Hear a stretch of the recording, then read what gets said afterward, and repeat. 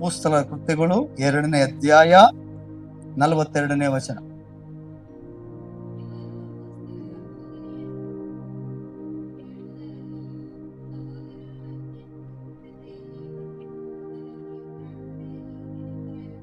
ಪ್ರಾರ್ಥಿಸೋಣ. ಕಣ್ಣುಗಳು ಮುಚ್ಚುತ್ತಾ ತಲೆ ಬಾಗಿಸಿ ಪ್ರಾರ್ಥಿಸೋಣ. ಪ್ರೀತಿ ಕನಿಕರವುಳ್ಳ ತಂದೆಯೇ, ನಿನ್ನ ವಾಕ್ಯಕ್ಕಾಗಿ ಸ್ತೋತ್ರ.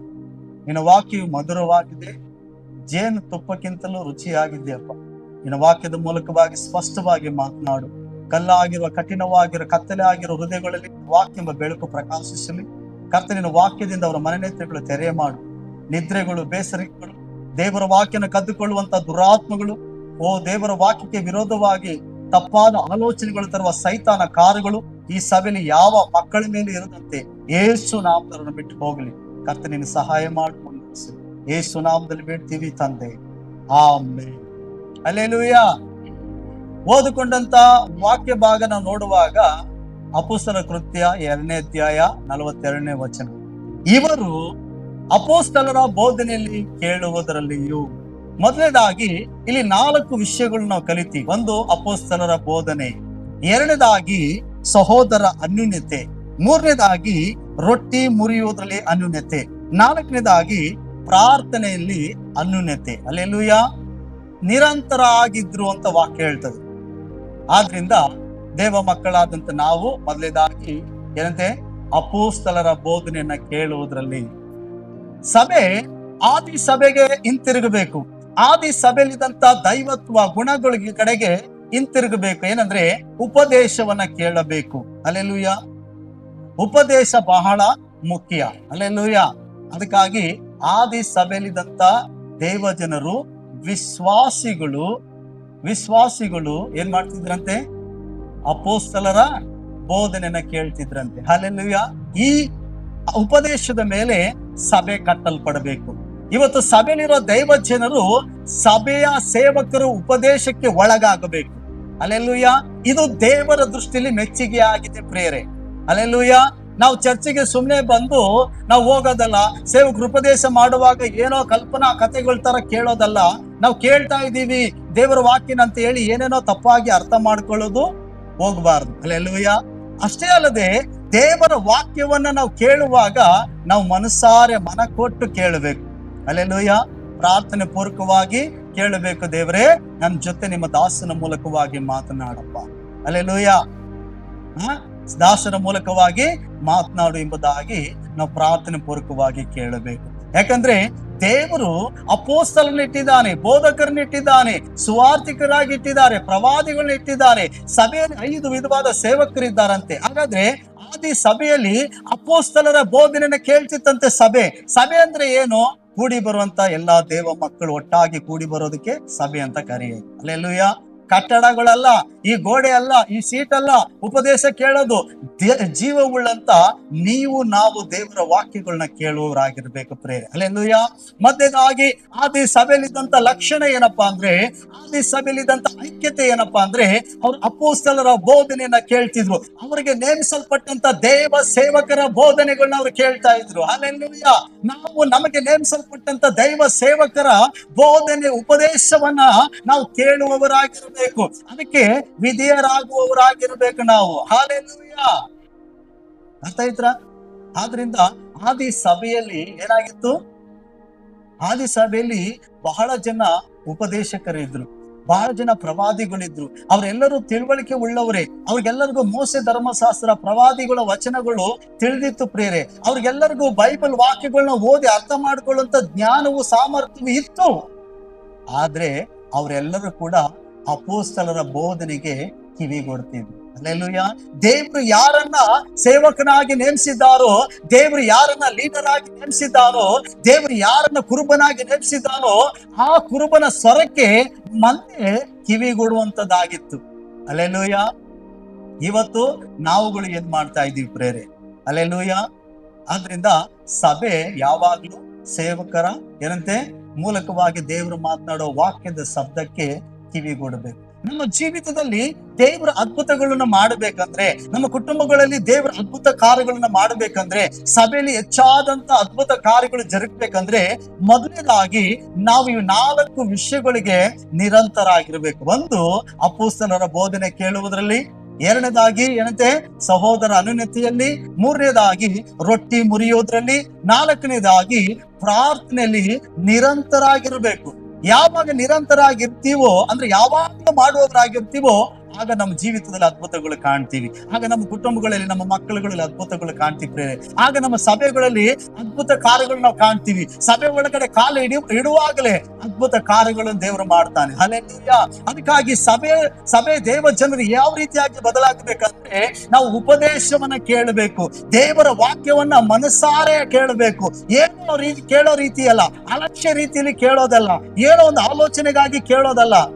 ದೇವ್ರು ನನ್ನ ಜೊತೆ ಏನ್ ಮಾತನಾಡ್ತಿದ್ದಾನೆ, ದೇವ್ರು ನನಗೆ ಏನ್ ಎಚ್ಚರಿಸ್ತಿದ್ದಾನೆ, ದೇವ್ರು ಏನು ಉದ್ದೇಶ ಇಟ್ಟು ಮಾತನಾಡ್ತಿದ್ದಾನೆ, ದೇವ್ರು ಯಾವ ವಿಷಯದಲ್ಲಿ ನನ್ನ ಸಂತೈಸ್ತಿದ್ದಾನೆ, ಬಲಪಡಿಸ್ತಿದ್ದಾನೆ, ಯಾವುದನ್ನ ದೇವ್ರು ಮಾಡಬೇಡ ಅಂತಿದ್ದಾನೆ, ಯಾವುದು ಮಾಡು ಅಂತಿದ್ದಾನೆ, ಯಾವುದಕ್ಕೆ ನೀನು ಒಳಗಾಗ್ತಿದ್ದಾನೆ, ಯಾವುದಕ್ಕೆ ನೀನು ಒಳಗಾಗ್ಬೇಡ ಅಂತಿದ್ದಾನೆ, ಇವೆಲ್ಲವನ್ನು ಅರ್ಥ ಮಾಡ್ಕೊಳ್ಳೋದೇ ದೇವರ ವಾಕ್ಯ. ಹಾಗಾಗಿ ದೇವರ ವಾಕ್ಯದಲ್ಲಿ ನಾವು ನೆಲೆಗೊಳ್ಳಬೇಕು. ಹಲ್ಲೆಲೂಯಾ. ಆದ್ರಿಂದ ದೇವರ ಮಕ್ಕಳಾಗಿರೋ ನಾವು ದೇವರ ವಾಕ್ಯಕ್ಕೆ, ಉಪದೇಶಕ್ಕೆ ಒಳಗಾಗಬೇಕು. ಹಲ್ಲೆಲೂಯಾ. ನೋಡಿ, ಸಭೆಯಲ್ಲಿ ಹೆಚ್ಚಿನ ಜ್ಞಾನವಂತರಿರಬಹುದು, ಸಭೆಯಲ್ಲಿ ಹೆಚ್ಚಾದಂತ ಬೈಬಲ್ ಓದಂತ ವ್ಯಕ್ತಿಗಳಾಗಿರ್ಬಹುದು, ನೀನು ಬೈಬಲ್ನೇ ಓದಿ ಮುಗಿಸಿರುವಂತ ವ್ಯಕ್ತಿ ಆಗಿರ್ಬೋದು, ಇನ್ನೂ 2ನೇ ಸಾರಿ 3ನೇ ಸಾರಿ ಬೈಬಲ್ ಓದ್ತಿರ್ಬೋದು. ಹಂಗಂತ ಹೇಳಿದ್ದೇನೆ ನೀನು ದೇವರ ಸೇವಕರ ಉಪದೇಶಕ್ಕೆ ಒಳಗಾಗಬಾರ್ದು ಅಂತ ಹೇಳಿ ಸತ್ಯವೇದ ಬರೆಯಲ್ಪಟ್ಟಿಲ್ಲ. ದೇವರು ಏನಂತ, ನೀನು ಬೈಬಲ್ ಬೈಬಲ್ ಮೂಲಕ ಬೈಬಲ್ ಇಂದ ಓದಿ ಮುಗಿಸ್ಬಿಟ್ಟಿದಿ, ಅಥವಾ ಬೈಬಲ್ ಇರೋ ವಾಕ್ಯಗಳು ನಿನಗೆಲ್ಲವೂ ಬಾಯಿಪಾಠವಾಗಿದೆ, ಕಂಠಪಾಠವಾಗಿದೆ, ಹಾಗಾಗಿ ನಿನ್ಗೆ ಉಪದೇಶ ಅವಶ್ಯವಿಲ್ಲ, ಹಾಗಾಗಿ ನೀನು ಸಭೆಯಲ್ಲಿ ಕೂತ್ಕೊಂಡು ನಿನ್ ಸೇವಕರು ಹೇಳುವಂತ ವಾಕ್ಯಗಳನ್ನ ಕೇಳಬೇಡ ಅಂತ ಹೇಳಿ ಎಲ್ಲೂ ಕೂಡ ದೇವರು ಹೇಳಲ್ಲ. ದೇವರ ವಾಕ್ಯವು ಎಲ್ಲೂ ಕೂಡ ಬರೆಯಲ್ಪಟ್ಟಿಲ್ಲ. ಅಂದ್ರೆ ವಾಕ್ಯ ಹೇಳ್ತಿದೆ, ಆದಿಯಲ್ಲಿದ್ದಂತ ಎಲ್ಲ ದೇವ ಜನರು, ಆದಿ ಸಭೆಯಲ್ಲಿದ್ದಂತ ಎಲ್ಲ ದೇವ ಜನರು ಅಪೊಸ್ತಲರ ಬೋಧನೆಗೆ ಕಿವಿಗೊಡ್ತಿದ್ರಂತೆ, ಅದರಲ್ಲಿ ನಿರಂತರ ಆಗಿದ್ರಂತೆ. ಅಂದ್ರೆ ಸತತವಾಗಿ ಅವರ ಬೋಧನೆಗಳನ್ನ ಕೇಳ್ತಿದ್ರಂತೆ, ಅವರ ಮಾತುಗಳು ಕೇಳ್ತಾ ಇದ್ರಂತೆ. ಹಾಗಾದ್ರೆ ನಾವು ದೇವರ ವಾಕ್ಯವನ್ನ ನಂಬುವವರಾಗಿರ್ಬೇಕು, ದೇವರ ವಾಕ್ಯವನ್ನ ಕೇಳುವವರಾಗಿರ್ಬೇಕು, ಕೇಳಿದ ವಾಕ್ಯಕ್ಕೆ ವಿಧೇಯತ್ವವನ್ನು ತೋರಿಸಬೇಕು. ವಾಕ್ಯವನ್ನ ಕೇಳುವವರು ಮಾತ್ರವಾಗಿರಬಾರ್ದು, ಅದರ ಪ್ರಕಾರ ನಾವು ನಡೆದುಕೊಳ್ಳುವವರಾಗಿರ್ಬೇಕು. ಹಲ್ಲೆಲೂಯಾ. ಯಾಕಂದ್ರೆ ದೇವರ ವಾಕ್ಯ ಹೇಳ್ತದೆ ಯಾಕೋಬನ ಪತ್ರಿಕೆಯಲ್ಲಿ, ನೀವು ದೇವರ ವಾಕ್ಯನ ಕೇಳುವವರೇ ಮಾತ್ರವಾಗಿರಬಾರದು. ಹಲ್ಲೆಲೂಯಾ. ನೀವು ವಾಕ್ಯವನ್ನು ಓದುವವರೇ ಆಗಿರಬಾರದು. ಯಾಕಂದ್ರೆ ಬರೀ ಕೇಳುವವರು, ಓದುವವರಾಗಿದ್ದು ನಮ್ಮನ್ನ ನಾವು ಮೋಸ ಪಡಿಸ್ಕೊಳ್ತೀವಿ. ಆದ್ರೆ ಕೇಳಿದ್ದನ್ನ, ಓದಿದ್ದನ್ನ ಅರ್ಥ ಮಾಡಿಕೊಂಡು ನಮ್ಮ ದಿನನಿತ್ಯದ ಜೀವಿತದಲ್ಲಿ ಅದನ್ನ ಅಳವಡಿಸಿಕೊಳ್ಳಬೇಕು ಪ್ರಿಯರೇ. ಹಲ್ಲೆಲೂಯಾ. ದೇವ್ರು ನನಗೆ ಏನ್ ಮಾತನಾಡ್ದ, ದೇವ್ರ ಸೇವಕರ ಮೂಲಕ ಏನ್ ಮಾತನಾಡ್ದ ಇವತ್ತು ಭಾನುವಾರ ಸಂದೇಶದಲ್ಲಿ, ದೇವ್ರು ಇವತ್ತು ನನಗೆ ಮುಂಜಾನೆ ಎದ್ದು ಪ್ರಾರ್ಥಿಸುವಾಗ, ಸತ್ಯವೇದನ ಓದುವಾಗ ದೇವರ ವಾಕ್ಯದ ಮೂಲಕವಾಗಿ ನನ್ನ ಜೊತೆ ಏನು ಮಾತನಾಡ್ದ, ನೀನು ಮಧ್ಯಾಹ್ನ ಓದ್ತೀಯ, ಸಾಯಂಕಾಲ ಓದ್ತೀಯ ಬೈಬಲ್, ಆಗ ದೇವ್ರು ನಿನ್ ಜೊತೆ ಏನು ಮಾತನಾಡ್ತಿದ್ದಾನೆ ಅದನ್ನ ನಾನು ಗಮನಿಸಬೇಕು, ನಾವು ಅರ್ಥ ಮಾಡ್ಕೊಳ್ಬೇಕು. ದೇವ್ರಿಗೆ ಇಷ್ಟ ಇಲ್ಲದಂತ ಜೀವಿತವನ್ನ, ಮಾರ್ಗವನ್ನ ಬಿಟ್ಟು ನಾವು ಸರಿಪಡಿಸ್ಕೊಳ್ಬೇಕು ಪ್ರಿಯರೇ. ಹಲ್ಲೆಲೂಯಾ. ಆಗ ಮಾತ್ರ ನಾವು ದೇವರ ವಾಕ್ಯನ ಕೇಳುವವರು ಮಾತ್ರ ಅಲ್ಲ, ಅದನ್ನ ಅನುಸರಿಸುವವರು ಆಗಿರ್ತೀವಿ. Hallelujah, hallelujah. ಅದಕ್ಕಾಗಿತ್ತೇನೆ ದೇವರ ವಾಕ್ಯದಲ್ಲಿ, ಕೊಲೋಸ್ಯ ಪತ್ರಿಕೆಯಲ್ಲಿ ನಾವು ನೋಡ್ತೀವಿ, ದೇವರ ವಾಕ್ಯವು ನಿನ್ನೊಳಗಡೆ ಸಮೃದ್ಧಿಯಾಗಿ ವಾಸಿಸಲಿ ಅಂತ ಹೇಳ್ತದೆ. ಯಾವಾಗ್ಲೂ ದೇವರ ವಾಕ್ಯ ಹೆಚ್ಚಾಗಿ ನಮ್ಮ ಒಳಗಡೆ ವಾಸ ಮಾಡಬೇಕು. ದೇವರ ವಾಕ್ಯನ ಕೇಳ್ತಾನೆ ಇರಬೇಕು, ಓದ್ತಾ ಇರಬೇಕು, ಧ್ಯಾನಿಸ್ಬೇಕು. ಸಮಯ ಸಿಕ್ಕದಾಗೆಲ್ಲ ದೇವರ ವಾಕ್ಯವನ್ನ ನಾವು ತಿಳ್ಕೊಳ್ಳೋದ್ರಿಂದ ಏನಾಗ್ತದೆ ಗೊತ್ತಾ, ನಾವು ಯಾರು, ದೇವರು ಏನಾಗಿದ್ದಾರೆ ಅನ್ನೋದು ಅರ್ಥ ಆಗ್ತದೆ. ದೇವ್ರಿಗೂ ನನಗಿರುವಂತ ಅಂತರ ಏನು ಅನ್ನೋದನ್ನ ತಿಳ್ಕೊಳ್ತೀವಿ ನಾವು. ಹಲ್ಲೆಲೂಯಾ. ನಮ್ಮನ್ನು ಸೃಷ್ಟಿಸಿದಂತ ದೇವರ ಬಗ್ಗೆ, ನಮ್ಮನ್ನ ಕರೆದಂತ ದೇವರ ಬಗ್ಗೆ, ಆತನ ಗುಣದ ಬಗ್ಗೆ, ಆತನ ಸ್ವಭಾವದ ಬಗ್ಗೆ ನಮಗೆ ಅರ್ಥವಾಗಿ ಹೋಗ್ತಾ ಇರ್ತದೆ ಪ್ರಿಯರೇ. ಹಲ್ಲೆಲೂಯಾ. ಹಾಗಾಗಿತ್ತೇನೆ ದೇವರ ವಾಕ್ಯವನ್ನ ನಾವು ಚೆನ್ನಾಗಿ ಕೇಳುವವರಾಗಿರ್ಬೇಕು, ಅರ್ಥ ಮಾಡ್ಕೊಳ್ಳೋರಾಗಿರ್ಬೇಕು, ಅದಕ್ಕೆ ವಿಧೇಯರಾಗಿರ್ಬೇಕು, ಅದನ್ನ ನಂಬುವವರಾಗಿರ್ಬೇಕು, ಅದರ ಪ್ರಕಾರ ನಡ್ಕೊಳ್ಳೋರಾಗಿರ್ಬೇಕು. ಹಲ್ಲೆಲೂಯಾ. ನೋಡಿ, ಆದಿ ಸಭೆಯಲ್ಲಿ 7 ಜನರನ್ನ ಆರಿಸ್ತಾರೆ. ಇವರು ಸೇವಕರ, ಅಪೊಸ್ತಲರ ಕೈ ಕೆಳಗಡೆ ಇರುವಂತ ಲೀಡರ್ಗಳು ಅಂತ, ಅಂದ್ರೆ ಸಹ ಸೇವಕರಾಗಿ ಆರಿಸ್ತಾರೆ. ಆ ಸಹ ಸೇವಕರನ್ನು ದೇವರು ಉಪಯೋಗಿಸ್ತಾನೆ. ಅವರಲ್ಲೂ ಪ್ರವಾದನೆ ವರ ಇರೋರು ಇರ್ತಾರೆ, ಅವರಲ್ಲೂ ಉಪದೇಶ ಮಾಡುವ ವರಗಳು ಇರ್ತದೆ, ಅವರಲ್ಲೂ ಕೂಡ ಗುಣಪಡಿಸುವ ವರಗಳು ದೇವರು ಕೊಟ್ಟಿರ್ತಾನೆ. ಆದ್ರೆ ಅವ್ರ ಅಪೊಸ್ತಲರ ಬೋಧನೆಯನ್ನ ಕೇಳಲ್ಲ ಅಂತ ಹೇಳಿ ತಿರಸ್ಕಾರ ಮಾಡಲ್ಲ. ಅವರು ಆ ದೇವರ ಸೇವಕರ ವಾಕ್ಯಕ್ಕೆ ವಿಧೇಯರಾಗಿ ನಡೆದು. ಹಲ್ಲೆಲೂಯಾ. ಸಾರುವವರು ಇಲ್ಲದಿದ್ರೆ ಕೇಳುವುದೆಲ್ಲ ಬಂತು, ನಮಗೊಬ್ಬ ಸಾರುವವರು ಬೇಕು. ಹಲ್ಲೆಲೂಯಾ. ಅರ್ಥ ಆಯ್ತಾ? ನಮ್ಗೆ ಯಾರೋ ಒಬ್ರು ಸುವಾರ್ತೆ ಸಾರಿ ಇರ್ತಾರೆ, ಯಾರೋ ನಮಗೆ ಯೇಸು ಸ್ವಾಮಿ ಬಗ್ಗೆ ಪರಿಚಯ ಮಾಡಿರ್ತಾರೆ, ಅಥವಾ ದೇವರು ನಮಗೆ ಯಾವುದೋ ಒಂದು ಕಾರಣದ ಮೂಲಕ, ವ್ಯಕ್ತಿಯ ಮೂಲಕ, ಯಾರು ಕೊಟ್ಟಂತ ಕರಪತ್ರಿಕೆ ಮೂಲಕವಾಗಿ ದೇವರ ಸುವಾರ್ತೆಯನ್ನು ನಂಬಿ ನಾವೇನಾಗಿರ್ತೀವಿ, ಆ ಸ್ಥಳೀಯ ಸಭೆ, ಸ್ಥಾನಿಕವಾದ ಸಭೆಗೆ ಬಂದು ನಾವೇನಾಗಿರ್ತೀವಿ, ವಿಶ್ವಾಸಿಗಳಾಗಿರ್ತೀವಿ, ದೇವ ಮಕ್ಕಳಾಗಿ ನಾವು ಏನಂತೆ ನಾವು ಸೇರ್ಕೊಂಡಿರ್ತೀವಿ. ಹಾಗಾಗಿತ್ತೇನೆ ಒಂದು ಮಂದೆಯಲ್ಲಿ ಬಂದಿರುವಾಗ ಆ ಮಂದೆನ ನಡೆಸುವಂತ ದೇವರು ಕುರುಬನನ್ನ ಇಟ್ಟಿರ್ತಾನೆ. ಆ ಕುರುಬನ ಸ್ವರಕ್ಕೆ ಕುರಿಗಳು ಕಿವಿಗೊಡುವವರಾಗಿರ್ಬೇಕು. ಅಲ್ಲೆಲ್ಲೂಯ್ಯ. ಹಾಗಾಗಿ ಆದ್ರಿಂದ ಪ್ರೇರೆ ಏನಂತೆ, ನಾವು ದೇವರ ವಾಕ್ಯವನ್ನ ಸರಿಯಾಗಿ ಅರ್ಥ ಮಾಡಿಕೊಳ್ಬೇಕು. ದೇವರ ವಾಕ್ಯ ಏನ್ ಹೇಳ್ತಿದೆ, ಅವರು ಅಪೊಸ್ತಲರ ಬೋಧನೆಯನ್ನು ಕೇಳುವುದರಲ್ಲಿಯೂ, ಅಂದ್ರೆ ದೇವ ಸೇವಕರ ಬಾಯಿಂದ ಬಂದಂತ ವಾಕ್ಯಗಳನ್ನು ಅವರು ಕೇಳ್ತಾ ಇದ್ರು, ಅದರಲ್ಲಿ ನಿರಂತರಾಗಿದ್ರು, ಅದನ್ನ ನಿರಂತರವಾಗಿ ಕೇಳ್ತಿದ್ರು, ಅದನ್ನ ನಂಬುತ್ತಾ ಇದ್ರು, ಅದ್ರ ಪ್ರಕಾರ ಜೀವಿಸ್ತಿದ್ರು, ಅದ್ರ ಪ್ರಕಾರ ಮಾಡ್ತಾ ಇದ್ರು. ಅಲ್ಲೆಲ್ಲೂಯ್ಯ. ಹೌದಲ್ವಾ? ನೋಡಿ, ನಾವು ದಾನ ಧರ್ಮ ಮಾಡ್ತಾ ಇರ್ಬೋದು, ನಾವು ಬೈಬಲ್ ಓದುವಂತ ವ್ಯಕ್ತಿಗಳು ಆಗಿರ್ಬೋದು, ನಾವು ಹೆಚ್ಚಾಗಿ ದೇವರಿಗೆ ಭಯಭಕ್ತಿ ಉಳ್ಳಂತ ವ್ಯಕ್ತಿಗಳು, ಕುಟುಂಬಗಳು ಆಗಿರ್ಬೋದು. ಹಾಗಂತ ಹೇಳಿದ್ದೇನೆ ನೀವು ದೇವರ ಸೇವಕರ ಮಾತನ್ನ ಕೇಳಬೇಡಿ ಅಂತ ಸತ್ಯವೇದವು ಎಲ್ಲೂ ಬರ್ದಿಲ್ಲ.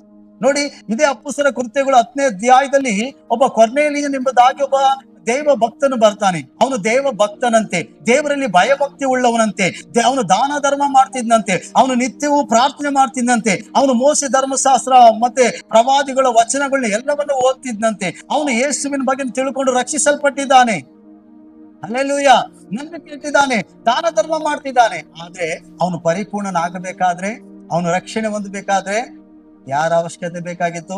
ದೇವರು ತನ್ನ ದೂತನನ್ನ ಕಳಿಸಿ, ಯೋಪದಲ್ಲಿ ನನ್ನ ಸೇವಕನಾಗಿರುವ ಸೀಮೋನನಿದ್ದಾನೆ, ಅವನು ಕರ ಕಳಿಸು, ಅವನು ಬಂದು ಕೆಲವು ಮಾತುಗಳು ನಿಮ್ಗೆ ಹೇಳ್ತಾನೆ, ಆಗ ನೀವು ರಕ್ಷಿಸಲ್ಪಡ್ತೀರಿ. ನೋಡಿ, ಪೇತ್ರನ ಕರ ಕಳಿಸ್ತಾನೆ, ಆಗ ದೇವ್ರ ದೂತನನ್ನೇ ಕಳಿಸಿ ಆ ಕೊರ್ನೇಲಿಯನಿಗೆ ದರ್ಶನ ಕೊಟ್ಟು ಹೇಳ್ತಿದ್ದಾನೆ, ನೀನು ಮಾಡಿದ ದಾನ ಧರ್ಮಗಳು, ನೀನು ದೇವರಲ್ಲಿ ಇದ್ದಂತ ಭಯಭಕ್ತಿಗಳು ಎಲ್ಲವೂ ದೇವರ ಮುಂದೆ ಜ್ಞಾಪಕಾರ್ಥವಾಗಿ ಇಡಲ್ಪಟ್ಟೈತೆ. ಆದ್ರಿಂದ ನೀನು ಪರಲೋಕಕ್ಕೆ ಬರ್ಬೋದು ಈಸಿಯಾಗಿ, ನೀನು ಪರಲೋಕಕ್ಕೆ ಹೋಗ್ಬಿಡ್ಬೋದು, ಯಾವ ಸಭೆ ಬೇಕಾಗಿಲ್ಲ, ಯಾವ ಸೇವಕರ ಅನುನ್ಯತೆ ನಿನಗೆ ಬೇಕಾಗಿಲ್ಲ, ಅವ್ರ ಮಾತಿಗೆ ನೀನು ಕಿವಿ ಕೊಡ್ಬೇಕಾದ ಅವಶ್ಯಕತೆ ಇಲ್ಲ ಅಂತ ಹೇಳ್ಬೋದಾಗಿತ್ತು.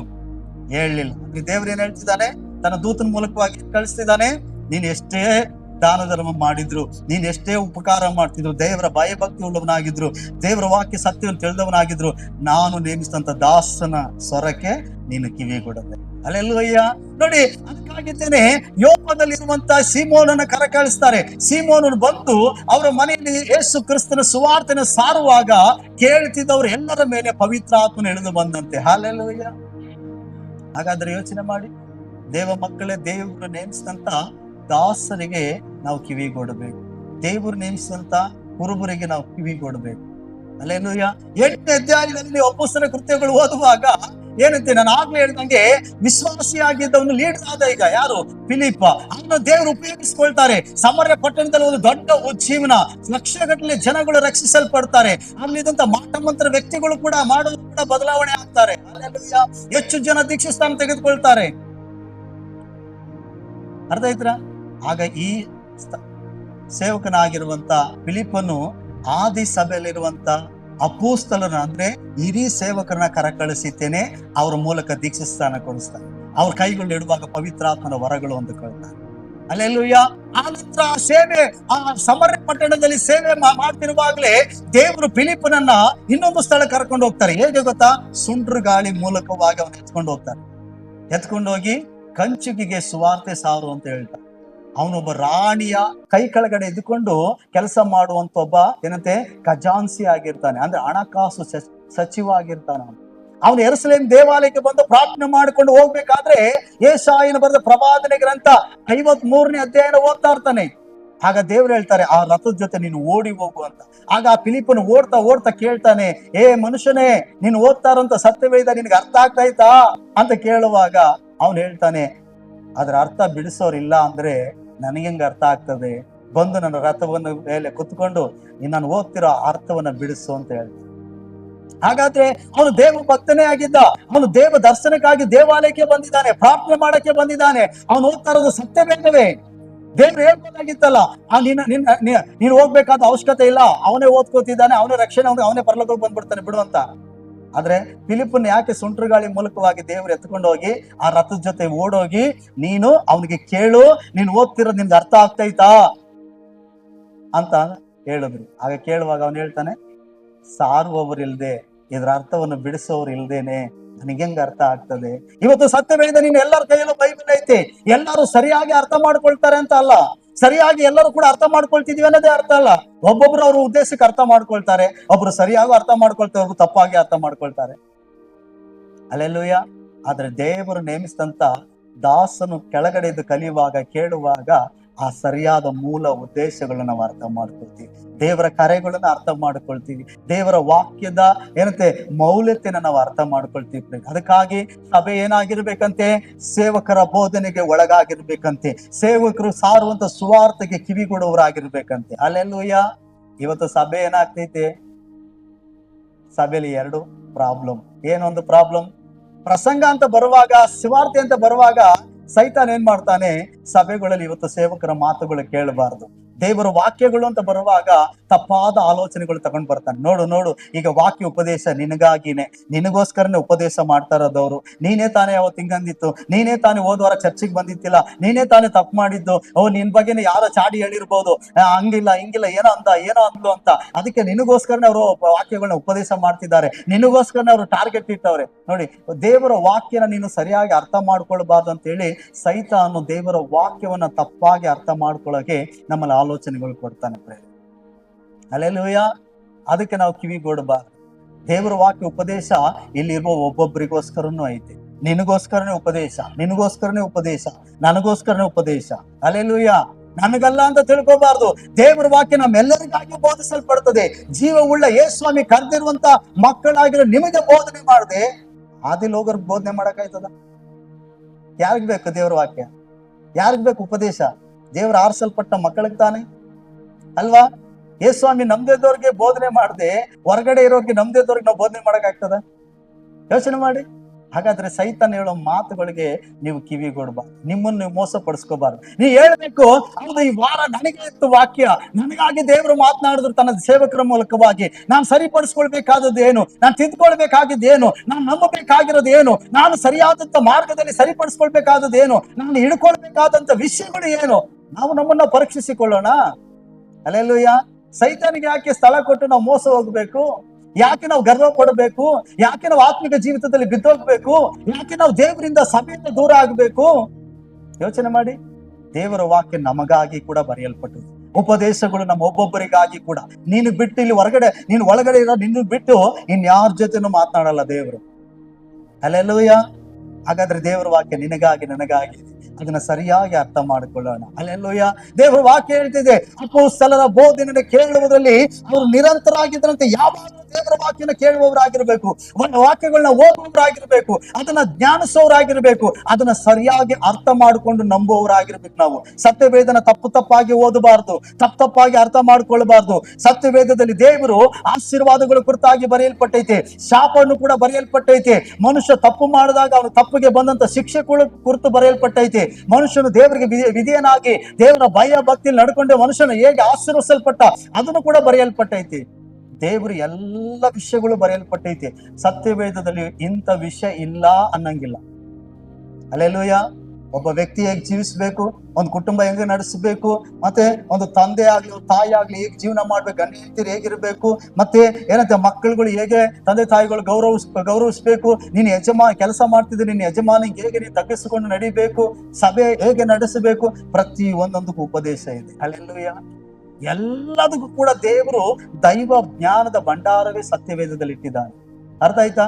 ಇಂಥದ್ದು ಇಲ್ಲ ಅನ್ನಂಗಿಲ್ಲ ಬೈಬಲಲ್ಲಿ. ಆ ಉಪದೇಶನೇ ನಮಗೆ ಬೇಕಾಗಿದೆ. ಅದಕ್ಕಾಗಿತ್ತೇನೆ ಆ ಉಪದೇಶ ಕೇಳಿ ನಾವು ಅದ್ರ ಪ್ರಕಾರ ನಡೆಯುವವರಾಗಿರ್ಬೇಕು. ಹಲ್ಲೆಲೂಯಾ. ಮೊದಲನೇದಾಗಿ ನಾನು ಹೇಳಿದೆ, ಎರಡು ಪ್ರಾಬ್ಲಮ್. ಒಂದು ಪ್ರಾಬ್ಲಮ್ ಸೈತಾನನೇ ಪಕ್ಕದಲ್ಲಿ ಕೊಂಡಿಸ್ಕೊಬಿಡೋದು. ಏನಂತೆ, ಆಡುವಾಗ ಚೆನ್ನಾಗಿರ್ತೀವಿ, ಆರಾಧನೆ ಮಾಡುವಾಗ ಚೆನ್ನಾಗಿರ್ತೀವಿ, ಕಾಣಿಕೆ ಕೊಡುವಾಗ ಚೆನ್ನಾಗಿರ್ತೀವಿ, ಹಲ್ಲೆಲೂಯಾ, ಚರ್ಚಿಗೆ ಬರುವಾಗ ಚೆನ್ನಾಗಿರ್ತೀವಿ. ವಾಕ್ಯ ಉಪದೇಶ ಅಂತ ಬಂದೇಟ್ಗೆ ಸ್ವಲ್ಪ ಕಠಿಣ ಆಗ್ತದೆ, ಸ್ವಲ್ಪ ಬೇಜಾರಾಗ್ತದೆ. ಯಾಕೆ ಹೇಳಿ? ಪಾಸ್ಟರ್ ನಮ್ಮನ್ನೇ ಗುರಿ ಇಟ್ಟು ಮಾತಾಡ್ತಿದ್ದಾರೆ ಅಂತ ಅನ್ಸ್ತದೆ. Hallelujah, hallelujah. ನಿಮ್ಮನ್ನ ಕುರಿತಾಗಿ ಮಾತಾಡ್ದೆ, ಇನ್ಯಾರ ಕುರಿತಾಗಿ ಮಾತಾಡಲಿ, ಆದ್ರೆ ನಿಮ್ಮನ್ನ ಗುರಿ ಇಟ್ಟು ನಾನು ಮಾತನಾಡಲ್ಲ. ಹಲ್ಲೆಲೂಯಾ. ದೇವರು ಏನ್ ತಿಳಿಸ್ತಾನೋ ಅದನ್ನ ಮಾತ್ರ ನಾನು ನಿಮ್ಗೆ ತಿಳಿಸೋನಾಗಿರ್ತೀನಿ. ಹಲ್ಲೆಲೂಯಾ. ನೀವು ವ್ಯಕ್ತಿಗತವಾಗಿ ನಾನೇನ್ ಶತ್ರುಗಳಲ್ಲ. ಹಲ್ಲೆಲೂಯಾ. ಅಲ್ವಾ? ನಿಮ್ಮಿಂದ ಏನು ಕೂಡ ನಾವೇನು ಶತ್ರುತ್ವ ವೈರತ್ವ ಕಟ್ಕೊಂಡಿಲ್ಲ. ಹೇಗಾದ್ರೂ ನೀವು ದೇವರ ವಾಕ್ಯದಲ್ಲಿ ನಿಲ್ಲಬೇಕು, ಸತ್ಯನ ನೀವು ತಿಳ್ಕೊಳ್ಬೇಕು, ದೇವರ ರಾಜ್ಯದಲ್ಲಿ ನೀವು ಪ್ರವೇಶಿಸಬೇಕು. ಅಲ್ಲೆಲ್ಲೂಯ. ಸತ್ಯವು ತಿಳ್ಕೊಳ್ರಿ, ಸತ್ಯವು ನಿಮ್ಮನ್ನ ಬಿಡುಗಡೆ ಮಾಡ್ತದೆ ಅಂತ ಹೇಳ್ತಾರೆ. ಹಾಗಾದ್ರೆ ಸತ್ಯವನ್ನ ಉಪದೇಶ ಮಾಡೋದಕ್ಕೆ ದೇವರು ತನ್ನ ದಾಸನಾದ ನನ್ನನ್ನ ಸೇವಕ ಅಂತ ಇಟ್ಟಿದ್ದಾನೆ. ಅಲ್ಲೆಲ್ಲೂಯ. ಹಾಗಾದ್ರೆ ಸೇವಕರ ಮಾತಿಗೆ ಕಿವಿ ಕೊಡಬೇಕು. ಅಲ್ಲೆಲ್ಲೂಯ.